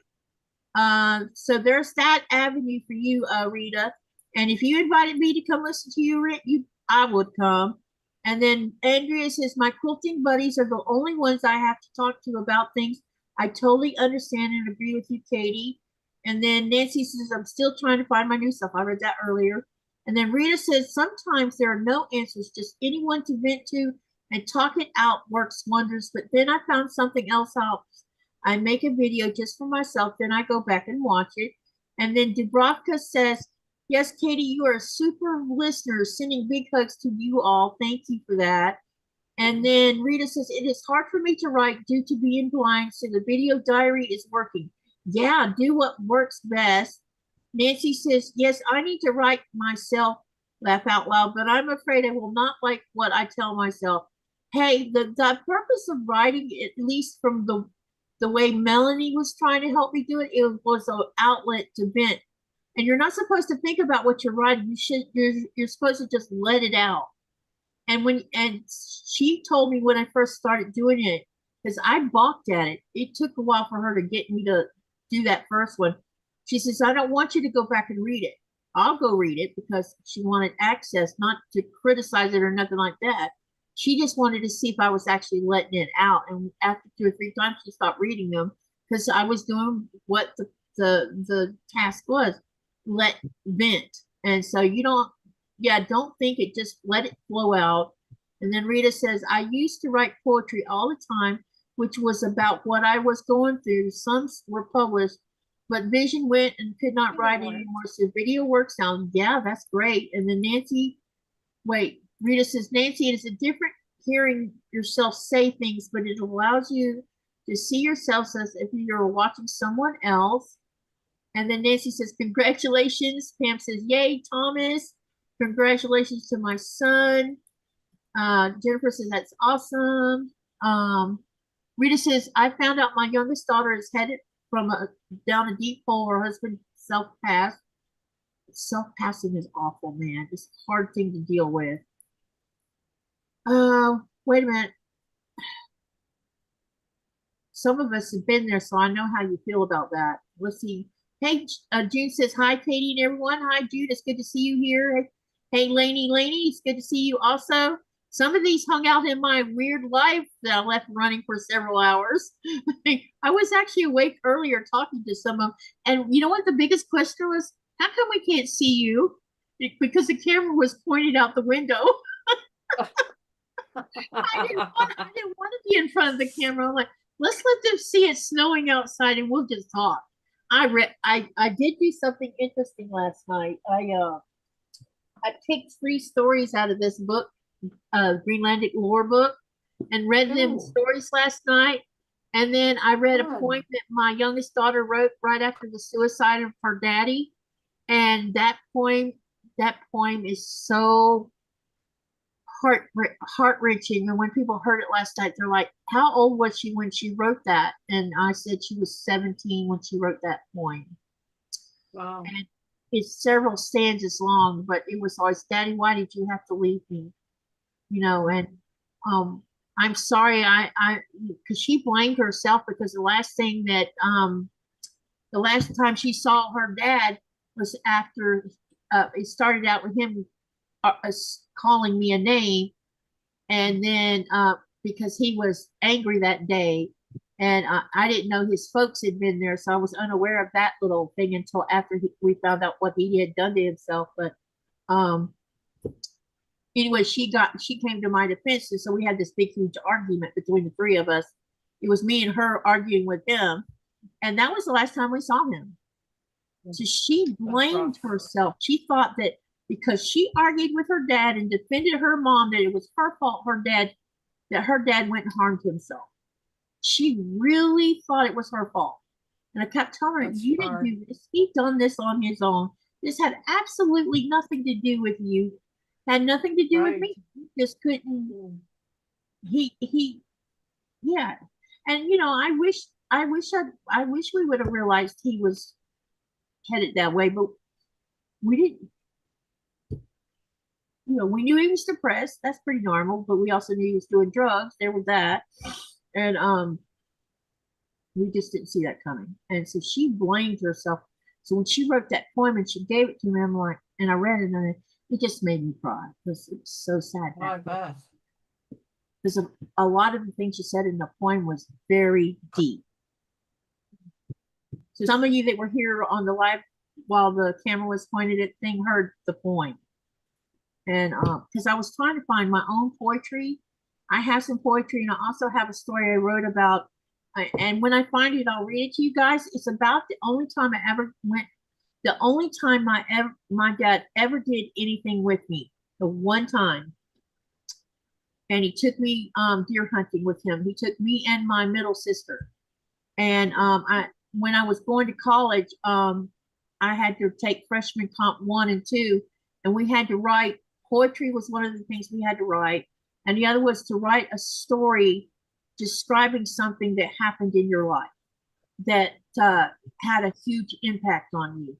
And I wrote about that deer hunting excursion. And when my instructor read it, she's like, and you had to like write the story as if you are a stranger writing the story, and you're being descriptive, but you're not telling exactly what the object is you're talking about. So I was talking, and basically what I was doing is I didn't talk about that it was a deer that we were seeing from a deer stand. I was really descriptive with it. And then at the end, you get the whole end of it where you talk about that we shot a deer, you know, but it was the whole level of what went on between me and him. And, you know, when we were walking, when he had shot, he was originally going to let me take or dispatch the deer, and then he didn't. But I wasn't upset because we were right in the middle of pine stand, and pine trees are everywhere in rows, and it's very easily could ricochet if you're a bad shot. I wasn't a bad shot, but he didn't want to risk that. And so we're walking toward where we think the deer is at, and out pops a buck, and the buck's standing there staring at us while my dad's loading another bullet in the rifle. The whole thing is really cool. But when I find it, I'll read it to you guys. And hi, Jess. It's good to see you. But yeah, there's lots of things that we could share with each. If you guys have poetry you want to share, you should let us know, and we'll see if we can't figure out how to show it on or share it on the live. All right, everybody saying hi. Hi, Jaja. I thought you were already in here. Maybe I was imagining it. And yeah, okay. So I want to talk about the poll for a minute, because I'm gonna ask another question after this one. What does self-compassion mean? We had 34 votes. 6% voted on being selfish. 3% voted on being self-critical to improve, but 91% chose being your own kind friend. I had to shorten a sentence because I got this from somewhere. The answer is being your own kind friend, showing kindness to yourself like a friend. That's the answer to that question. So now I'm going to ask y'all another question, but it's going to be verbal. And Myra was, all right. What is the most helpful response to someone who is struggling with grief? And if you need me to type it out in the channel, I can. And this is for y'all to answer.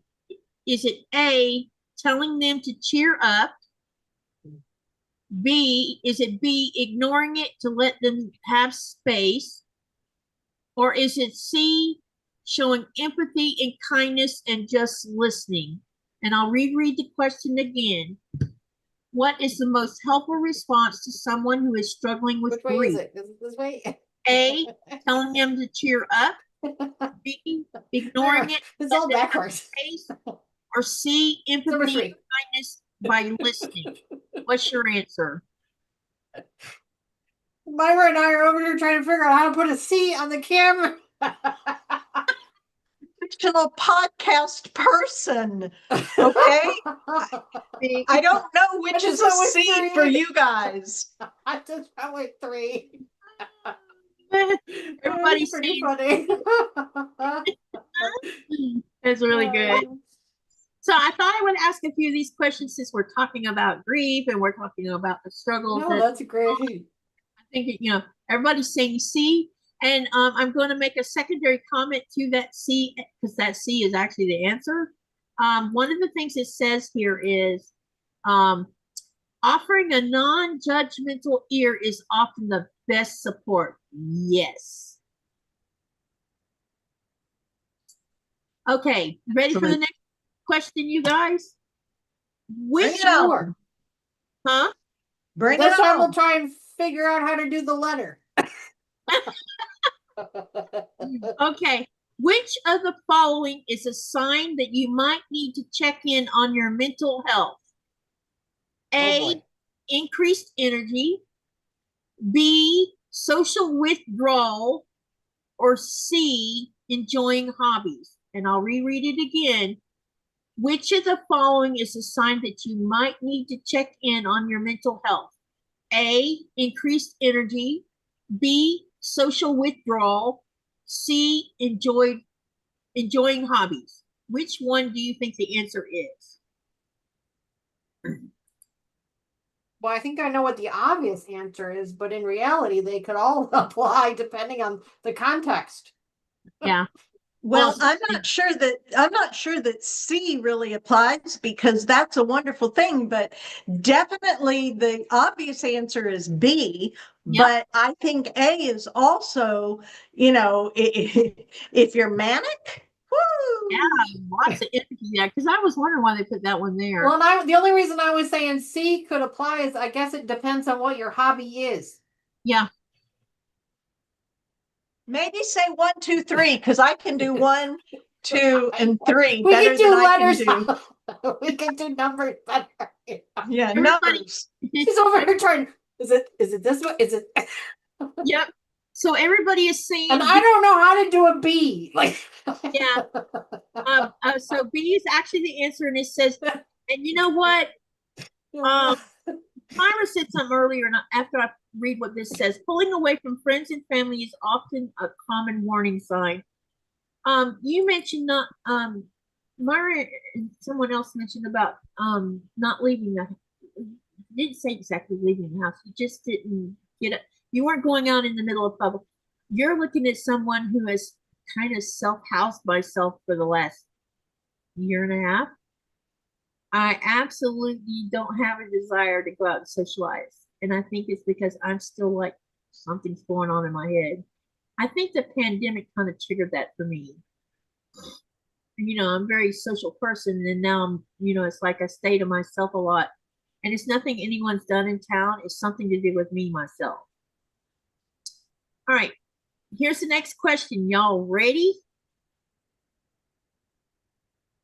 Ready. All right, here it comes. When should you seek professional help? A, only when you cannot get out of bed. B, when symptoms last for a long time and interfere with daily life. Or C, only if you are diagnosed by a friend.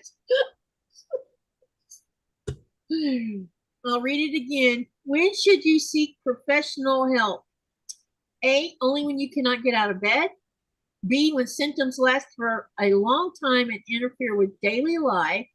Or C, only if you are diagnosed by a friend. I'm sorry I laughed at that, but that's an interesting answer. Yeah. I don't like any of those answers. No. Yeah. Because all of them could, they could all apply. They could.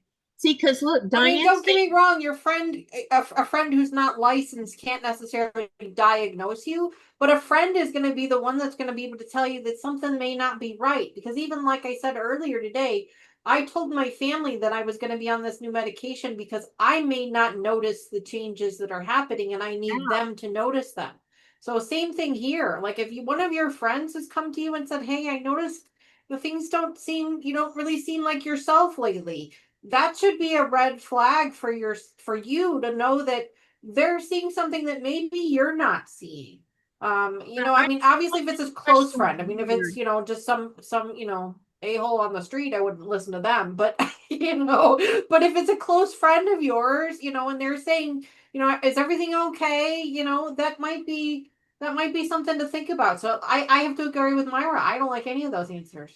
Yeah, and Rita just said the same thing, but then again, not everyone is the same in those answers. How about D, none of the above? They're saying B is the answer, but I agree with you. All three of them is a sign that you need help, to me, in my opinion.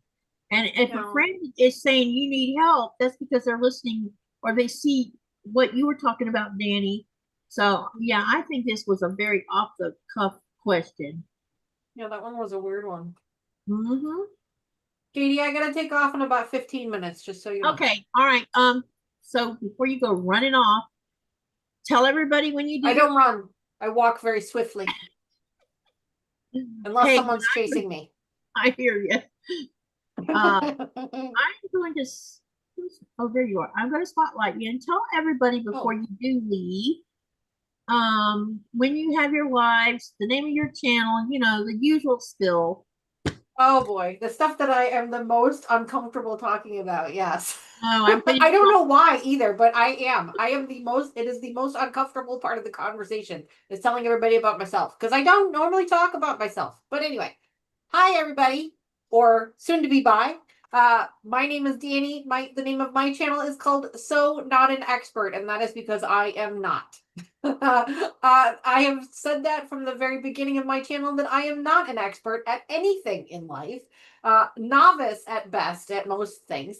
But over on my channel, we do a lot of quilting, we do a lot of sewing, but mostly we just hang out with friends. That is the focus of my channel. That has been the focus of my channel from the very beginning, is friendship, hanging out with friends, sharing a hobby together. Of course, we make fun projects. We do sewing quilts. We do make quilts and table runners and all kinds of other fun things. We do those things, of course.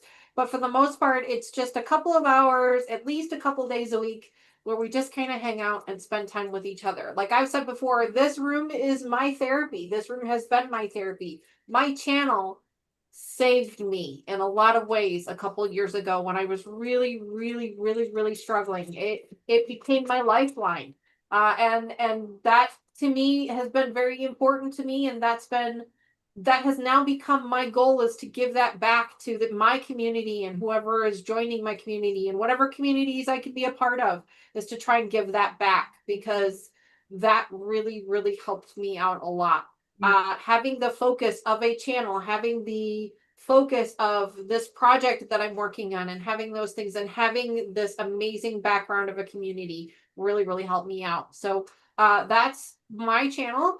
Over on my channel, we do things a little bit differently than most channels, in that we do work on full-size projects.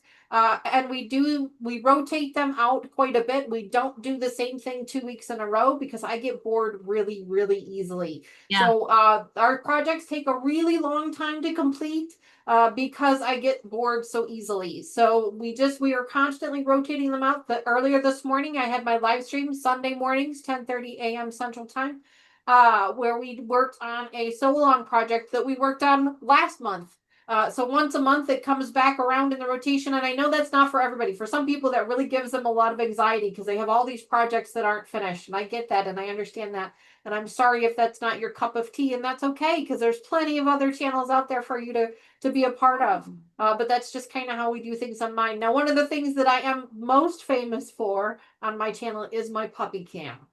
And I have one of them that's been joining me on and off. She's not actually on the camera right now, but I have 3 little dogs, and they like to join me here in my quilting room. And I actually set up a little camera that sits over here in the corner, so you guys can see what they see down on the floor. So that's a lot of fun, and they love doing that. We also play a lot of games in chat. I have a bunch of different games that we play in chat, where you guys can earn points to then trade them in for prizes. As long as you're within the US or Canada, I will mail the prizes out to you free of charge. And those are just my ways of giving back to the community and saying thank you for spending time with me, and just thank you for being a part of my community, a part of my therapy, and spending that little bit of time with me. So those are just some of the things that we like to do. So if any of that is of any interest to you at all, make sure you hit the subscribe button down below. I'm sure Katie's been throwing it into chat. I've seen it a few times. My next live stream will actually be on Tuesday. We're going to be putting a wall hanging together. It's a project that I've signed up for with Shabby Fabrics. It's called Spools of the Year, and that's been a lot of fun. So we're actually going to do that on Tuesday. And then I just this last Saturday, we had our After Dark edition, which was a lot of fun. We do one stream once a month. We do an evening stream on a Saturday evening. My mom, Mama Joyce, and her best friend, Sherlock Cheryl, join me. And we may partake in some adult beverages. And so things can get a little silly. Yeah, I was about to say, Terry says, so not an expert is an expert. And then she says, this is Terry. She says, and the drinking and the gambling, Danny, I drink exclamation heist. They're a little bit fun. So if that sounds like anything that is of interest to you, I encourage you guys to come over and give it a check out. If it turns out to not be for you, that's okay. I completely understand. I am not offended by anyone who unsubscribes from my channel, because it's not for everybody. You can hear my puppy is crying. Yeah, but I got 10 listen, minutes. you guys, listen, I'm going to be doing something naughty here. Any of you, please share Danny's channel, because Danny needs to get to 1,000. We need to get her to 1,000. You guys are so kind. Y'all help us get her to 1,000, because she's been working her little tail off. So, yeah. Well, thank you. I appreciate that, and I do it because it's fun. I don't do it because I want to make money or anything else. Even though that is an added bonus, but that's not why I do it. I do it because it's fun. I know, but I'm going to keep on doing that. 9 minutes. All right. Nancy had a really good question. She says, is it wrong for me not taking my sister-in-law for her heart cath because I'm having anxiety about going back in a hospital, and now I'm feeling bad because I can't be there for her. What do you say to that, Myra? Well, I was typing, Nancy, it would be wrong. It would be wrong to not take care of yourself, because the number one rule in life, or one of the rules in life, is take care of yourself or you can't take care of others. There are other ways to show her that you love her, that you care about her, that you're going to be there for her. You know, if she has to take an Uber, she has to take an Uber. Yeah. I mean, it is what it is. But if your cup is not full, how can you give out? You've got to take care of yourself. I mean, I Just know like in an airplane, you have to put in your own life mask on saving for first. swimming, you know, they say extend a pole, not your arm, because you could get pulled in, you know, and if they start pulling you in, you let go of the pole. I mean, you've got to take care of you, and that's not selfish. That's healthy, healthy, That is healthy. healthy. Yeah, 'cause you don't Especially wanna given put what yourself Nancy's in been a going through right now, I don't see any reason why. And even if you weren't going through what Nancy's going through, if you need to put yourself first, you need to put your own health first. It's just like they say in the airplanes, you have to put your own mask on first before you can help anybody else. Yeah. Yeah. Okay. And Danny, thank you for coming. We're going to run the live a little bit longer, but thank you for coming in now. Oh, and, no problem. I'm sorry I got to cut out a little bit early, but she is being insistent. I don't know if you guys can hear her. Yes, love you two both. Thank you again so much, Katie, for this platform.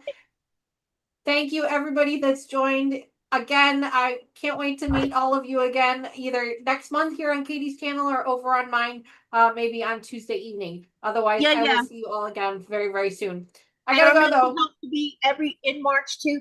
Hey, we need to get together, the three of us, and see if we want to do something special for the first anniversary of our mental health live. That could be fun. That could be a lot of fun. But yeah, Katie, I will get back to you on that email you sent me. I haven't gotten back to that yet. And let me know what date we're doing in February. Just send me an email and let me know so I can get it on my calendar. Wait a minute. I might already have a date for February. Hold on a minute. Oh, okay. I can hold on for a second. Hold on. Because I think I already have a date. The date is the 15th of February. Okay, let me make sure that I have that on my calendar real quick. I want to make sure I don't book anything for that date. So that's not. Yeah, that'll be our next piece of mind, Mending Pieces, unless it doesn't fit within both your schedules. Then we could move it around if we have to. The 15th? 15th, yeah. The 15th will work fine. Okay, all right, because that's what I was I'm gonna put it on there now so I don't forget. The day after Valentine's. Because if it's not on my calendar, I won't do it. Yeah. You see, this is my calendar. I don't do it on digital because it's, I don't.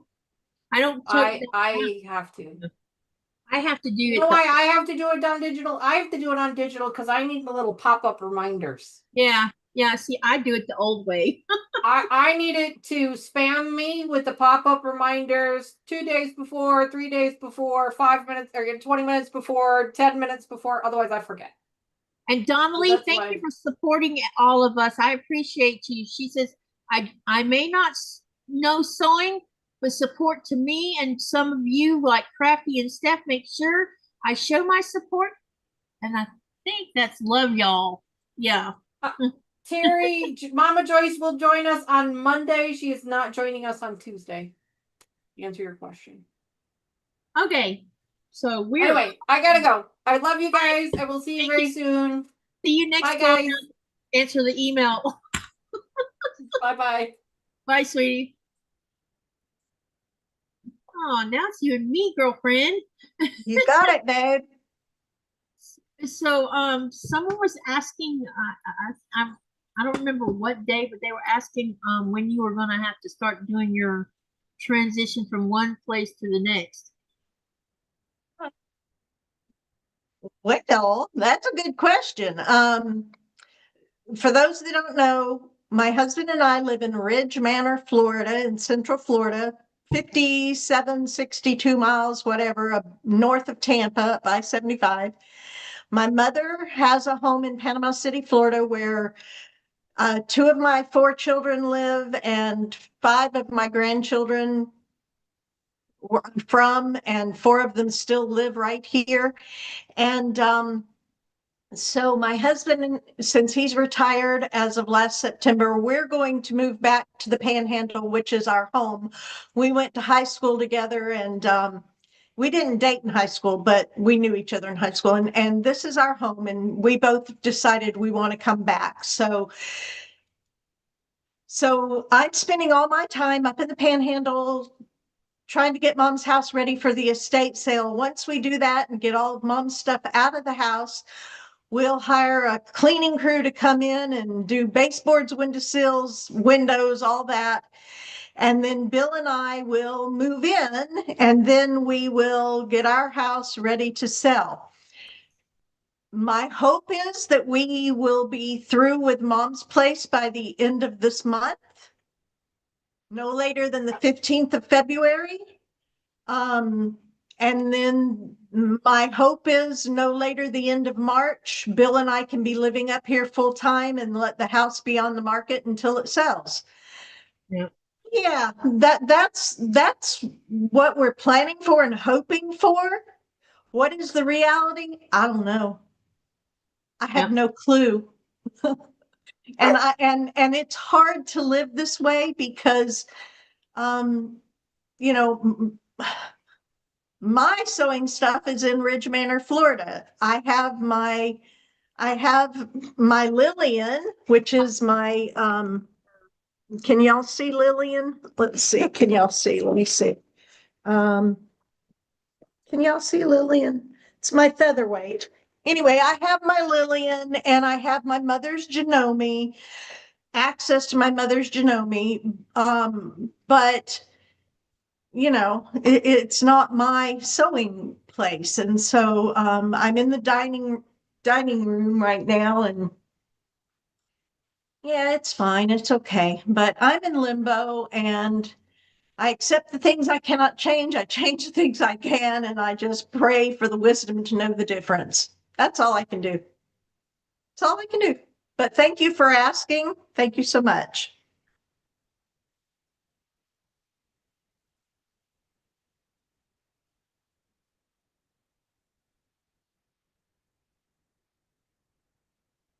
I don't know where Katie went.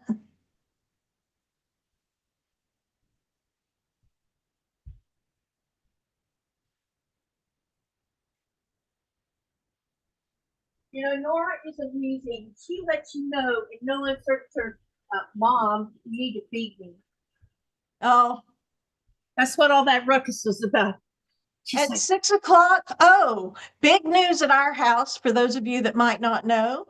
At 6:30 in the morning and 6:30 at night for the rest of O'Malley's life, I am going to be feeding and shooting my cat. That's O'Malley. Both the men that I live with, O'Malley and my husband, now have insulin-dependent diabetes. And while my husband shoots himself, though there are days I'd like to shoot him, not really. He's Mr. Wonderful and I love him. I really do, seriously. But yeah, so now I have a cat with diabetes, and at 6:30 I'll have to go feed him and shoot him. He was free range grazing, but that's probably how he got diabetes, because he got up to 16 pounds. And then he lost down to 11, and now he's 12.4. But anyway, life is good, and I'm blessed, pressed down, overflowing. Yeah, Katie ran away because we had a certain little critter telling me, Mom, please feed me. Only it's not displeased, it's her demanding it. She's been Miss Clingy Butt since Nikolai left. I mean, everywhere I go, I feel her nose on the back of the calf of my leg. She's turning into the little Velcro dog. It's hilarious. Bentley is a male, by the way. Yeah, O'Malley's sweet. He's such a. That's the second time that fell down. Ugh.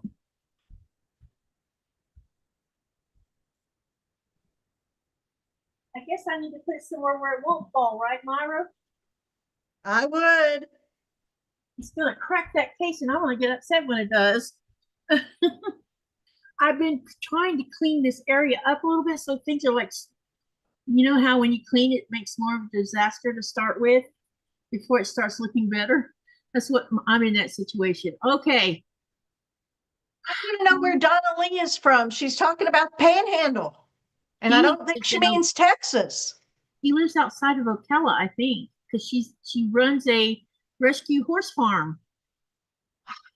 Yeah, she rescues racehorses. Oh, but they rescued a draft horse cross, which I had asked about that cross the other day. Hey, Myra, you see this right here? yes, ma'am. I want to turn that purple. For it.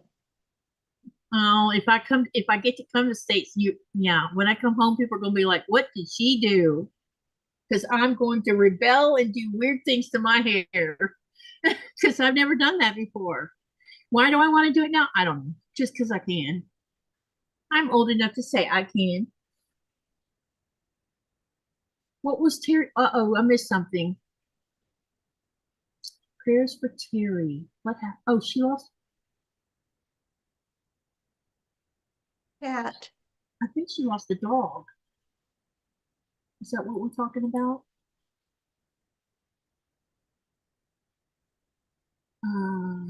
Nancy, thank y'all. I'm going to get out of my head.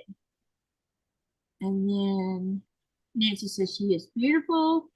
And then Lainey signature. I missed something up here somewhere.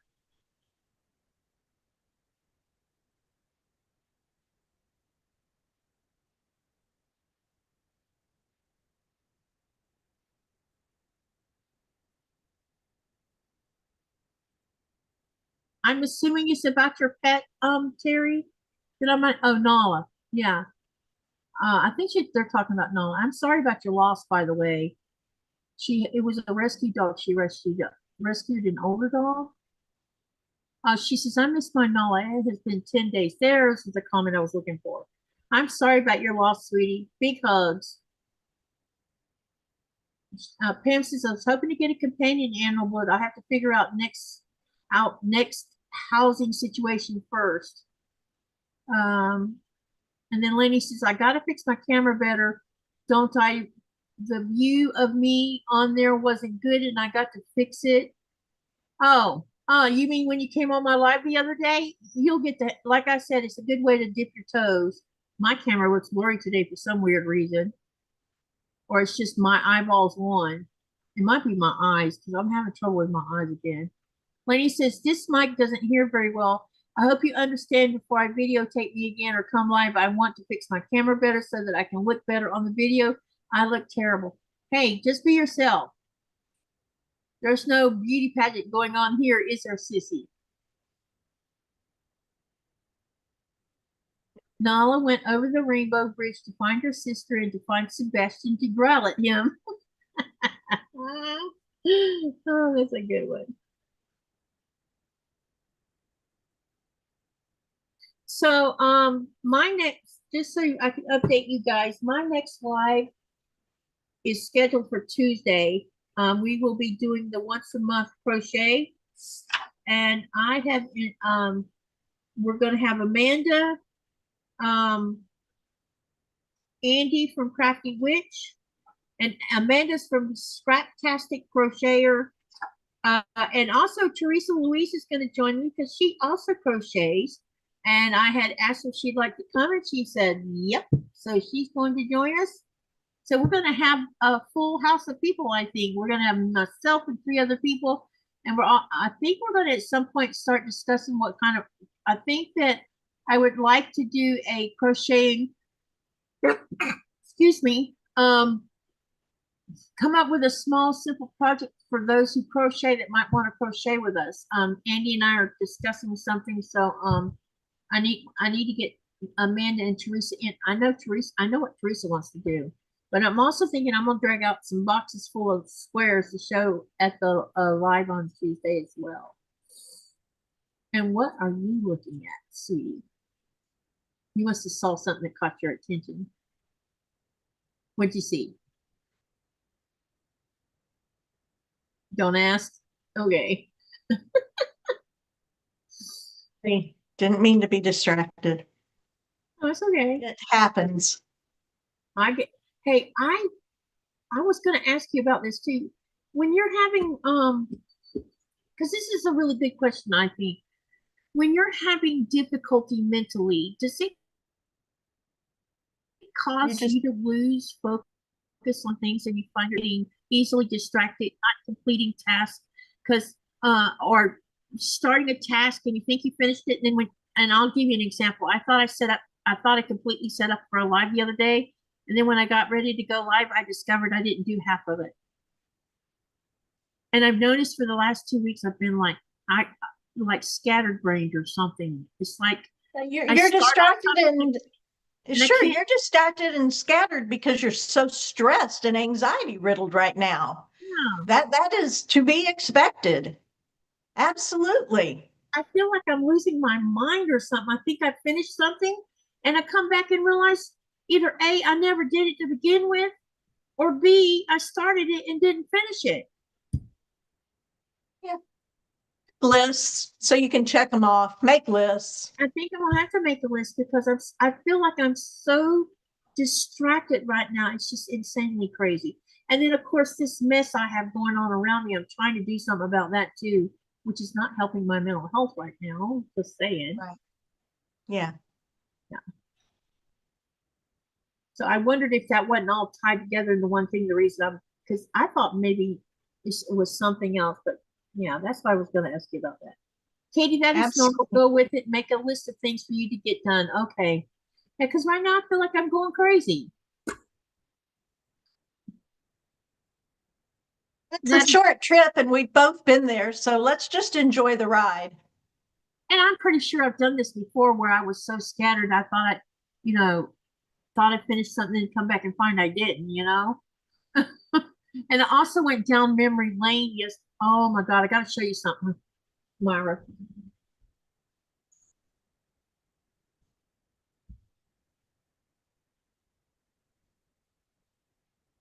So I was going through this box that was sitting over here that I kept putting off going through to try to downsize what was in the box. And this is a blast from my past. So the first one is, let me think. We had been married only less than a year then.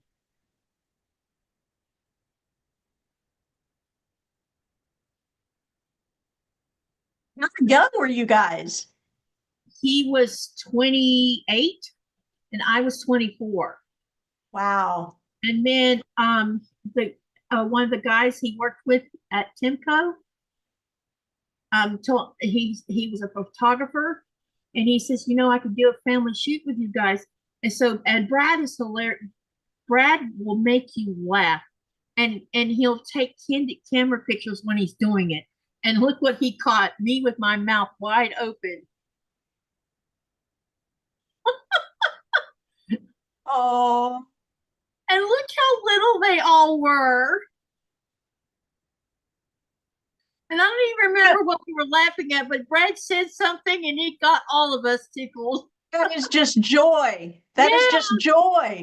Pure joy. It was rare that you would see him smile like that. He rarely smiled, For those that don't know who this is my first husband. His name was Hardy.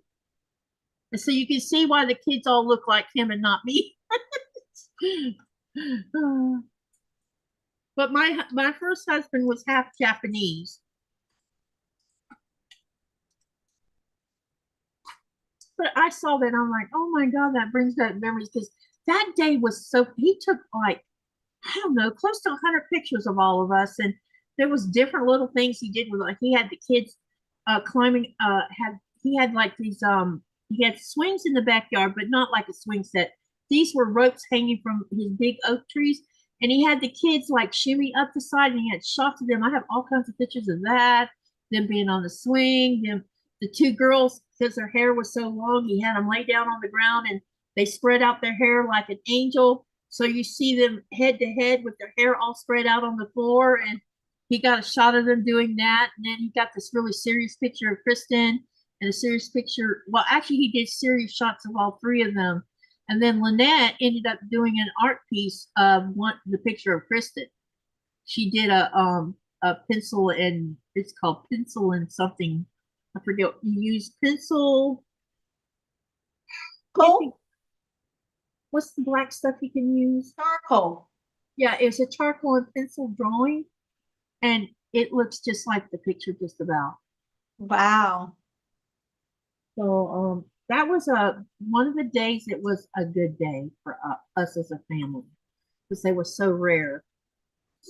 I hope you'll make copies or bring that one of the family that I labeled Joy, and make copies when you're in country and give them to the kids, because that would really be precious. Yes, and the other thing I'm gonna do is get in my storage unit. I've been talking to Sean from the guy who sews. He's gonna help me figure out how much it would cost me to do a pallet shipping, and if we can get it set up, I'm gonna once I get the dimensions and how much I'm allowed to put on the pallet, I'm probably gonna take stuff out of storage and put it on a pallet and send it here. But I have a trunk that I have all of our pictures in, of all the pictures. I've got hundreds of pictures of the kids, of my I have 27 rolls that I developed of my trip to the botanical gardens in New York City. I want to bring those home so I can scan them and make a video of that, because I think that would be fun to do, is video some of the stuff. I want to split the pictures up and divide them up between the kids.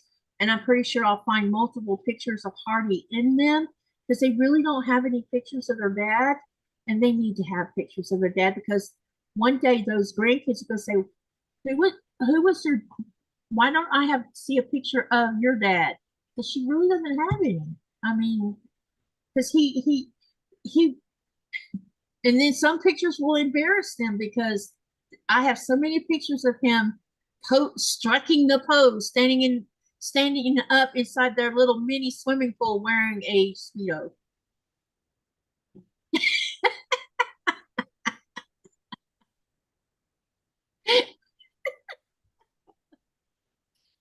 He did that a lot. I never could understand it, but that was him. That was the way he was. And he didn't have a dad bod, so he could get away with wearing a Speedo. But they were real young when I got those pictures. Can you imagine Bill? Can you imagine my Bill in a Speedo that is like the English flag? Oh, Oh, yes. He owns one to this day. Wow. Yes. All right, we're talking about something over here again, I see. Let me see. He's not allowed to wear it, but he owns it. Donnelly says, laugh out, agree to split live on our channel if guaranteed 100 filter can be on my face. You know, you can do a live without ever showing your face. Look what Andy does. Only time you see Andy's face is when Andy's on my live. She doesn't show her face that much on her live. It's always, you see her hands crocheting. That is the fastest crocheter I have ever seen when she's making little critters. She is totally amazing. And then Terry says, hug your girl for me. I can't adopt anytime soon. Well, I just can't. Putting two of them down in 6 months broke me. Yep, that will happen. And Donnelly says, I'm older, need all the help I can get, standing next to a 39-year-old associate. Oh my God. And then Terry says, Katie, that is normal. Go with it. Make a list of things you must get done. Rita says, that is exactly why I have not gone live. My brain is way too distracted. Yeah, I feel like I'm scattered. I hate that word because that seems like such a negative word, scattered brain or harebrained. Don't even call me that, because something someone said the other day. Oh, no, it was Nikolai. Nikolai said something because we were talking about something, and all of a sudden I was freaking angry. just like that. And he looked at me, he's like, what did I say? And I thought about it for a minute, and I'm like, oh my God, it was a word you used without even meaning it the way my brain took it. I hate when I find out I have triggers I don't know about. I'm like, why did you? And all I said was, why did you say it that way? He said, say what? And he repeated. I'm like, and then I realized what it was. He said it was a word he used, and I didn't even know it was a trigger, Sissy. It's the strangest thing. I don't. It's I don't think about. I don't make this stuff up when it happens. It's just like. Oh, you don't. I know you don't. And I never know what they're going to be until someone actually says something.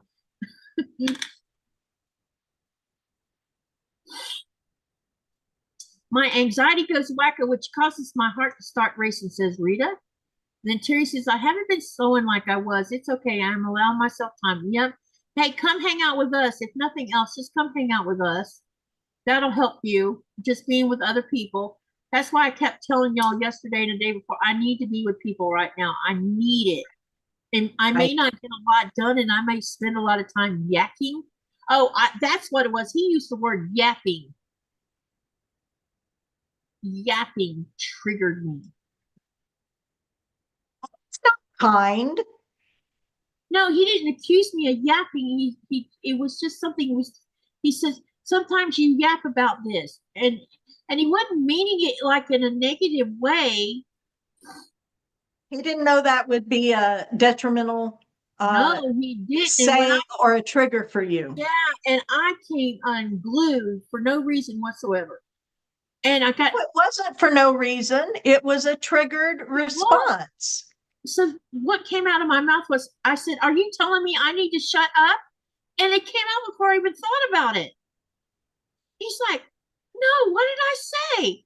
And I thought about what he said. I'm like, oh my God, it's because you used the word yap. And that triggered me. It triggered me. Well, and you had a natural, immediate response to that trigger. You know, there are words that we don't like. And, I mean, there are some words that if people say other people are super offended, well, I've worked with a lot of veterans and I've heard a lot of different words. And so very little offends me these days, Yeah. And it offends me if you take my God's name in vain. Other than that, I just don't really care much. Let's see. Pam said something up here. She said she had to give up lists because they became too negative. Now I do a nightly I did it today list. Oh, that's cool. That's awesome. Rita says, I made a list that says 1, no more list, 2, refer to number 1. And then Pam says, they can put funny stickers over Speedos. Not in real time, honey, they can't. And then Rita says, oh my God, hubby just got back from the store and my old cat seen the can of sardines. The cat is screaming. And then June says, stress does that, Katie. And Rita says, yapping. I am constantly yapping. Katie and I have yap live sessions together, haha. Yeah, it was just something he said, and it was like, bam, screen across I call it this black screen across my eyeballs, and and anger just came erupting out of my mouth. He rolled with it, didn't he? Looking at me like, what are you mad about? No one has made a comment about this yet. How come? Are y'all just not, or is it because you can't figure out what the heck it is? I think it's a thimble and a ring. This is my husband's wedding ring because he doesn't take it with him on the boat. And this is a sealskin heart with a hand carved from reindeer horn heart. Oh. Then of course there's this, and then these are those thread. You put them over the thread to keep the thread the tail from Unraveling Your Spool of Thread. And then these are empty spools from thread. And then my amber bracelet from Denmark. And of course, you can read what that says. And I agree with you totally.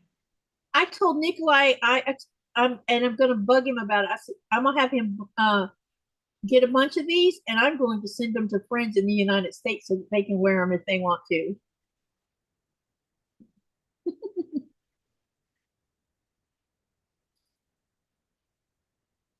Rita says, only one word that causes me to see red. That word is shut up. Yeah, I hate that word.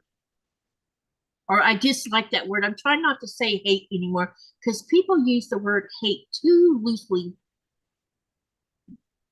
And that says, good evening. And then Rita says, that is what I asked some time ago. As you said in your earlier life, there would be something on your sewing machine. Yeah, I've been messing around trying to come up with a new conversation.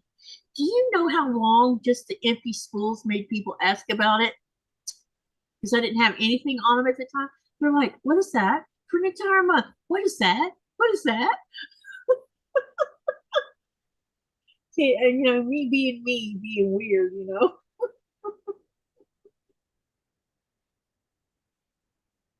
Anyone have any questions you want to ask that we haven't discussed today? And also, I do have another question, and I'm trying to debate on how I want to. I think I want to do a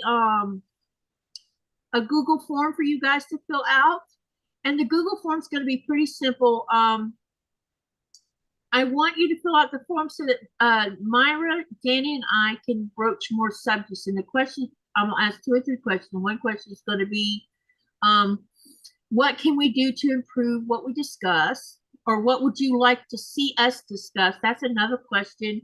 What did you like about the past year that we discussed? And what do you think that we need to discuss in more depth or something like that? I'll come up with a list on the form. I'm not going to ask you for your email unless you want to leave your email. Also, but I will put my email on the form so that if you want to ask something privately that you don't want to ask in the chat, like you want to be anonymous on a question, you can email it to me and we will ask the questions without using your name to keep you private in case it's something you might be too embarrassed to ask about. Because sometimes people want to ask questions, but they don't want to do it because they're concerned that it might be misunderstood or whatever. I mean, am I saying that right? I think. So I'll get that done. I'll probably get it prepared, and I'm gonna get with Myra because there might be more questions I should put on that form.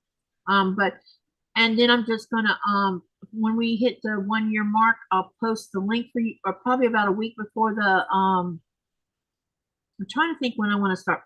I'll post it on my community tab, and I'll mention it in all my lives for everybody that does attend these mental health lives, so that you can go ahead and fill it out. We would really appreciate the feedback.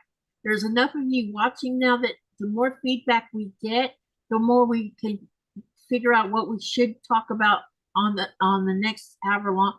Because I'm hoping that we can continue this on, and maybe people will start talking about themselves a little bit.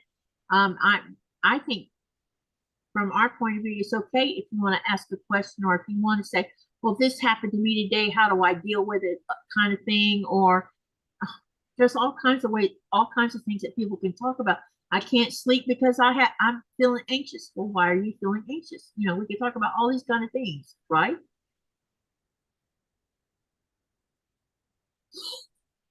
Bonnie, he doesn't deserve it, nor should she ship it to him. Ship what? I missed something again. I keep missing things. Somebody said send one to that person that lives in the whale. Casa Blanco?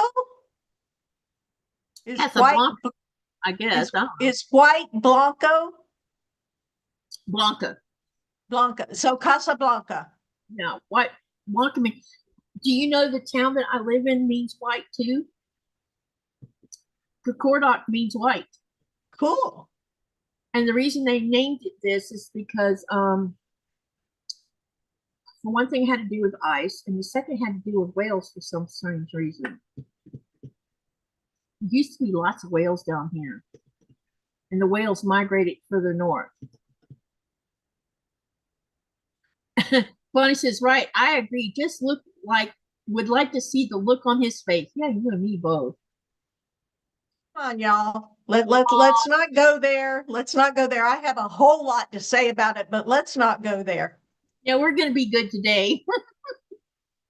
I would love to do a live where we could just spill all of it. You know what I mean? But the problem with spilling all of it just for one live where it's just about that, I think could turn into a 3-ring circus without you.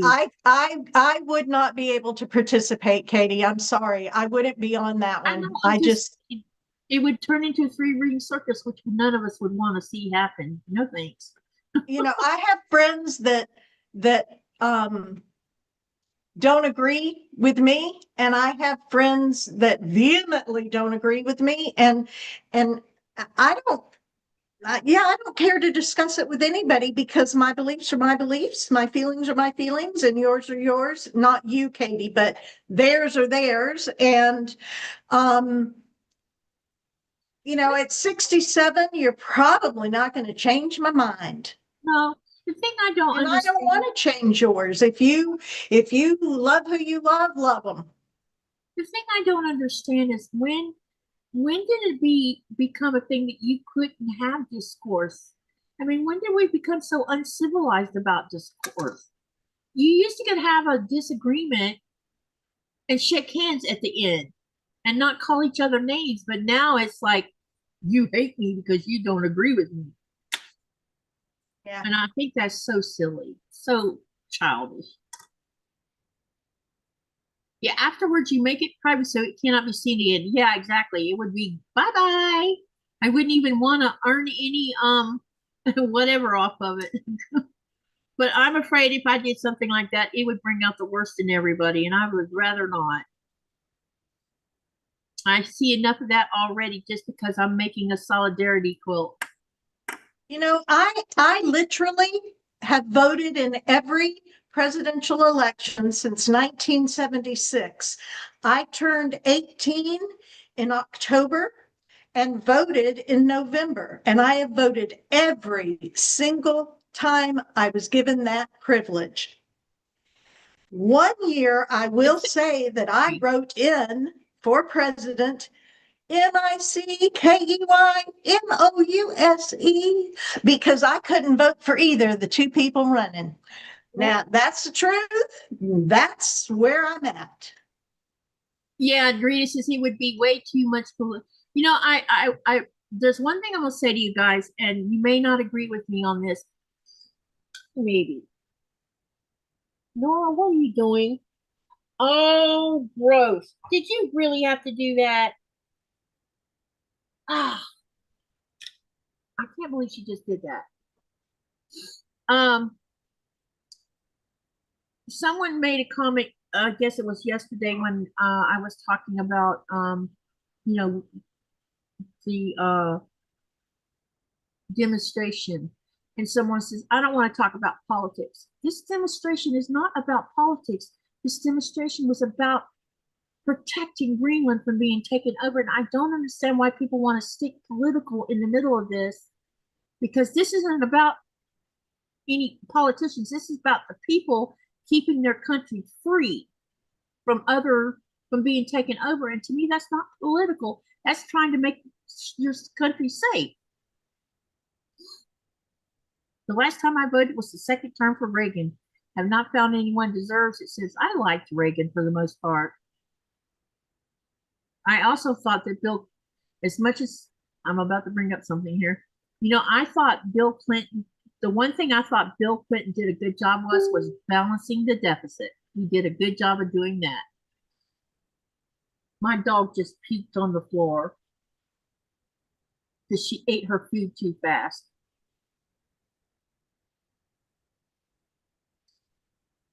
All right, where are the boxing gloves, says Rita. COVID made it so that people do not know how to behave in public. That I agree with. why do you think that is, Myra? Why did the COVID change people's attitudes and stuff? Why do you think that happened? I mean, Because we were all isolated. well, what did being isolated? Why be? I don't really understand it. Why did We didn't get to practice or exercise our our communication skills and our, you know, socialization skills, because we were all isolated, and if you don't use it, you lose it, folks. That's why it's about to. So you're saying for a year of a lockdown, people forgot how to behave themselves?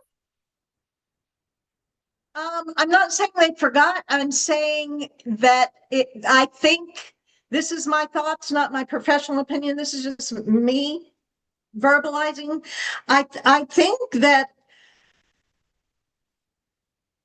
a lot of people isolated because they had to, and then they became very introspective and very self-centered and very bless me and mine. Yeah, me. You know, and the kindness kind of dropped by the wayside. And do you remember after 9/11 when all over America people stood in line to give blood? All over America. After the Pulse nightclub shooting in Orlando, at the Beardall Center, I can't tell you how many people brought food by that place. Yeah. just to help. And then we go into COVID, and you can't touch, you can't hug, you can't, you know, interrelate. And I just think that it did harm us. I think it did. I just think it did. But this thing about the lockdown, it was for everybody's protection, which I happen to agree with, because I knew I didn't want to be one of that percent that died from COVID because of a family gathering. That's why I didn't want to get with anyone. But I there's some parts of this I don't understand where people are coming from. You know, there should have never been a lockdown. So if there was never a lockdown, so we're going to have more people die because there was not a lockdown. I mean, I don't get that mental whatever about it. Intolerance becomes the new norm. People forgot how to allow others any grace. Yes, they forgot how to be among society, or rather they simply isolated and stopped caring, and it doesn't matter what other people think. Lots of interesting answers on that one. Yeah, because I wonder why it changed people, because the biggest thing that changed in me was I didn't make me hateful. It just changed I'm still playing hermit right now. I'm still staying at home. I'm not going out in public other than to go grocery shopping, or like been in a big, when I went to the demonstration yesterday, I didn't think anything about being outside in the middle of that crowd. But when we went inside the community center and I'm up top and I looked at how many people were around me up top, it made me realize I was corralled in. And I'm like, I just put myself in a position to get sick. That was the first thing that came in my brain. And then I'm like, no, we're not going to think like this. I'm here for a purpose and we're going to do this, you know. And I did. I didn't freak out and get the heck out of the building. Annette, I'm really sorry that your brother disowned you over a disagreement. And that happens in a lot of families and a lot of friendships. And I'm sorry that happened to you. See, this disowning thing, and Myra knows this. Because I quit the church, my family disowned me. And that hurt worse than, I don't know what hurt more. I had to leave it because I couldn't deal with the hypocrisy of my father. That's why I left the church. And I can't tell you which hurt more. I think leaving the church hurt the most because I loved the congregation. I really did love the congregation, and it tore a piece of my heart apart when I walked out. But what made it even worse is when my father told my mother that she could not speak to me ever again. He basically ripped the relationship I had with my mother apart. And you know, that's why I didn't have any support when I was raising the kids. And then you come along into my life. And I realized that there's a lot of things about the church that I didn't really, when we were talking about sewing, and I started making my own dresses. I was making my own dresses because back then dresses cost $50 a whack, when you could go to the fabric store, buy fabric in a pattern, and make 3 of them for $50. Because we weren't allowed to wear pants, and we weren't allowed, like this kind of shirt I have on, that wasn't allowed. This wasn't allowed, you know. So I started making my own clothes. Bonnie says, and to continue this conversation, I have never gotten COVID to this day. Bonnie, neither have me and my husband. Neither one of us have had COVID. Bonnie says, she says, I'm still was able to go to work. I worked in a private home who accepted me. I was never worried about COVID. I was going to get it. If I was going to get it, I was going to get it. And yes, everybody has forgot how to live. Yeah. Bonnie, you are lucky. You've had it twice and do not want it again, says Rita. Yeah, I don't want it at all. I don't want to die. Well, Bill's had it and I've had it, and he stayed in the camper when he had it. And actually, he stayed in the camper when I had it.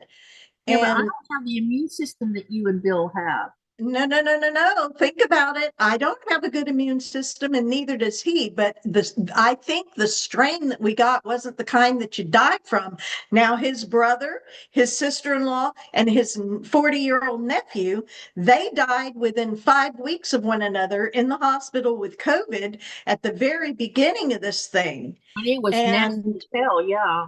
And that one was, you know, if you didn't get the vaccination, that one would kill you quicker than you could blink. And it did. 3 of his family were wiped out in 5 weeks. It was the most surreal time in our lives.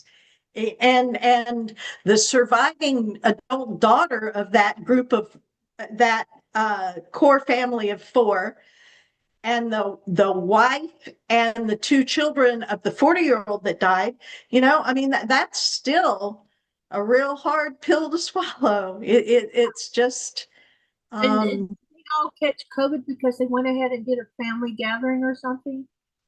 I don't know. No, they didn't do a family gathering. I don't know. I don't know how they caught the strain that was so deadly. I don't know that.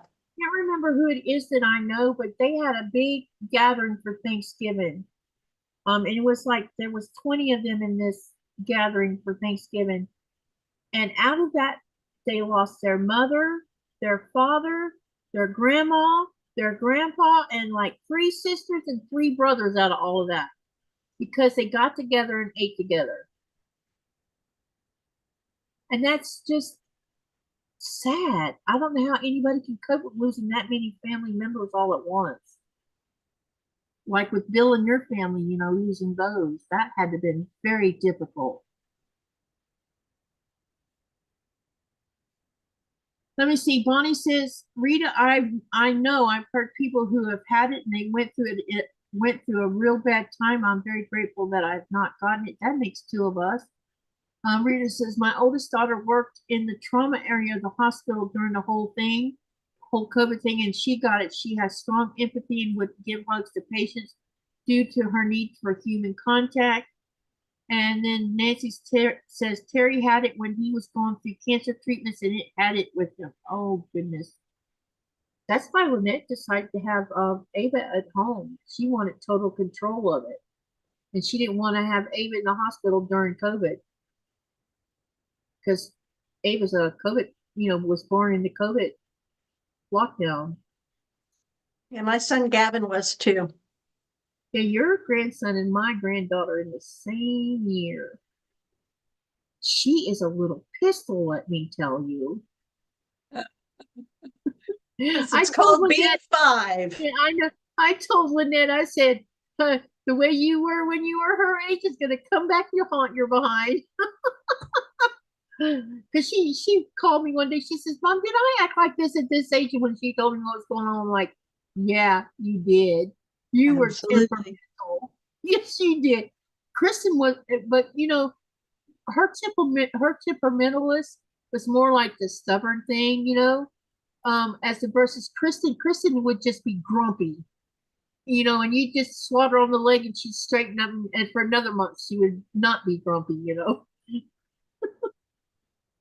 like, enough, stop squalling for no reason whatsoever, you know.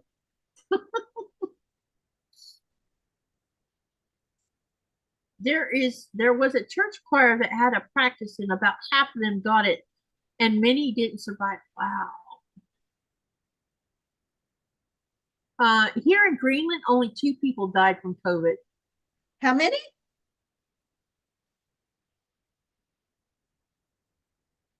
2. Wow. How many people had COVID here in the country? I think the total was 500 or 600 people, because people did what the government told them to do. Because this is a very community oriented country where people, just about, except our house, and we got rid of ours, every house has a dining table that will sit at least 12 people. Every house. Because that's what they do. They do coffee mix and get-togethers. They're always doing something. And when they issued the thing, you must stay in your house, don't go do this, blah blah blah, they didn't do it. They stayed at home. But this population here in, especially in Nuuk and South Greenland, we have a huge population of older generations that are like 2 to 3 generations older than myself. So some of the living were young kids when World War II was going on.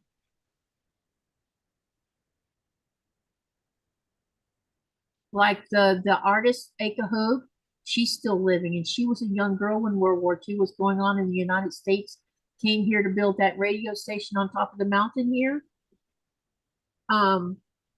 She was a young girl when that was going on, and she's still living. I don't know what her age is, but she's still painting and everything. That's just so much artwork. She's a very famous artist of Greenland. I would love to own a painting of hers. There's another lady that does painting. Her name is Booty. I think that's how you say her name. She's prolific with her paintings. And I'm like, I want one for my house. But where will I put it? I don't know. Did anybody have any questions that they wanted to ask? It's getting close to cat shooting time. Now I was about to look at the time.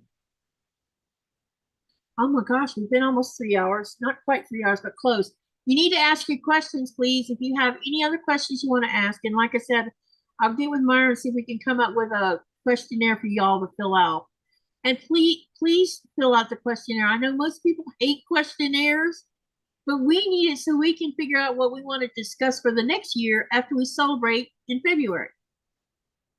Question, let me see. Here comes Rita's comedy. I love you, Rita. And I want to say something to all y'all and to Myra. I want to thank all of you who have come to these once a month meetings, that you've opened your heart and your head to listen to us discuss mental health. I want to thank Myra, because Myra doesn't have a channel, and but she's my friend, she's my sister, and I love you, and I appreciate that you have come on here and put yourself out here in front of everyone, to share your knowledge, to give advice when it's needed, and just to be the support. You're like the support here to help me and Danny work through how to discuss such a tough subject. And I thank you from the bottom of my heart. Love you. I love you. You're going to start Can't crying wait in a to minute. get over here. I wish I could hug you. Back at you. Hugging. When I do get to come home, we need to go do something fun together. I mean, just take off and do a girls' couple days away from the whole. I got it covered, sissy. I got it covered. Yeah, we need to go do something fun. I'll let you do the drive. No, I'll drive too if you let me. You know that. No, I hate to drive. Yeah. We need to go do something. You know what I would like to do? Because I don't think we could drag Bill down. You and I should go to Miami and see the botanical gardens. I don't know if you'd be up for that or not. I want to see it. I don't know if he'd like that or not. Yeah, I don't either. And the other thing is, do you know the last time I seen Fort Lauderdale? I was 7 or 8. And the only thing I remember about it is all of the big, huge, tall palm trees going down the main both sides of the road. That's all I remember about it. So I think I need to go see Fort Lauderdale too, just because. I don't think I've ever been there. Yeah, I was at my mom. We were living in Orlando at the time. Either Orlando. It had to been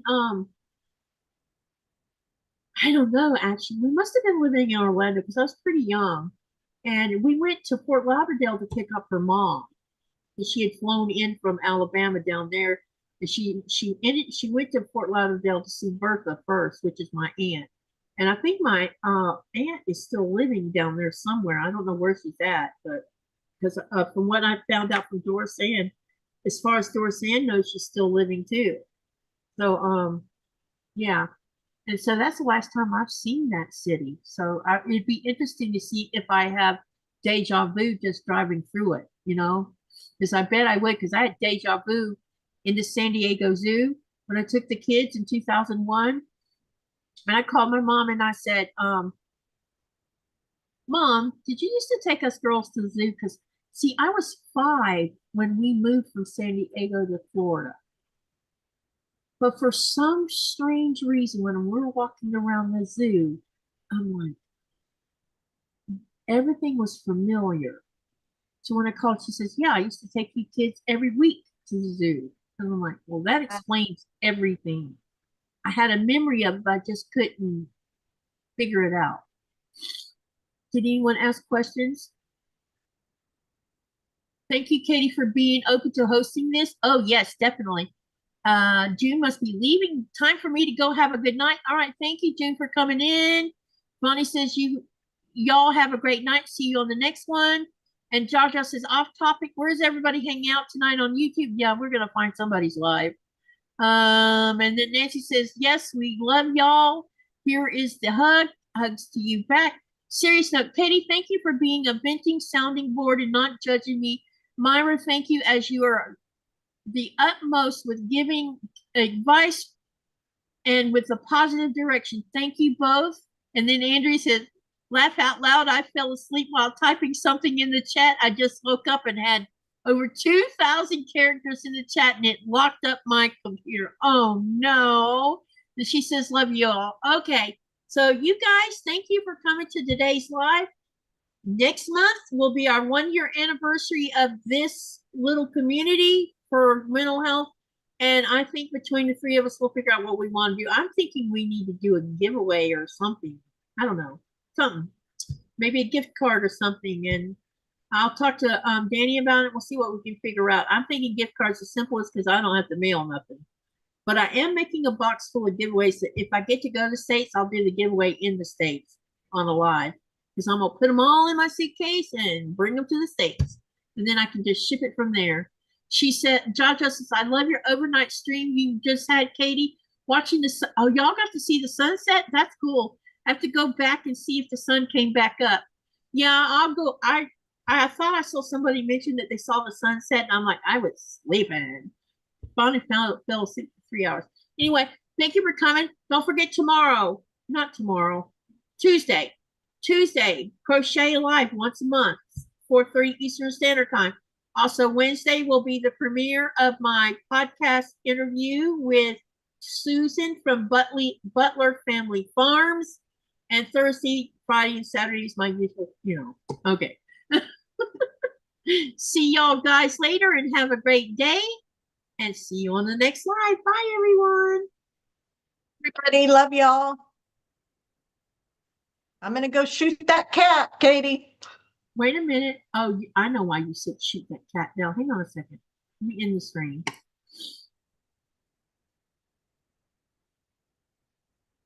Ooh, we had a good. One thing I need to do is I need to close out.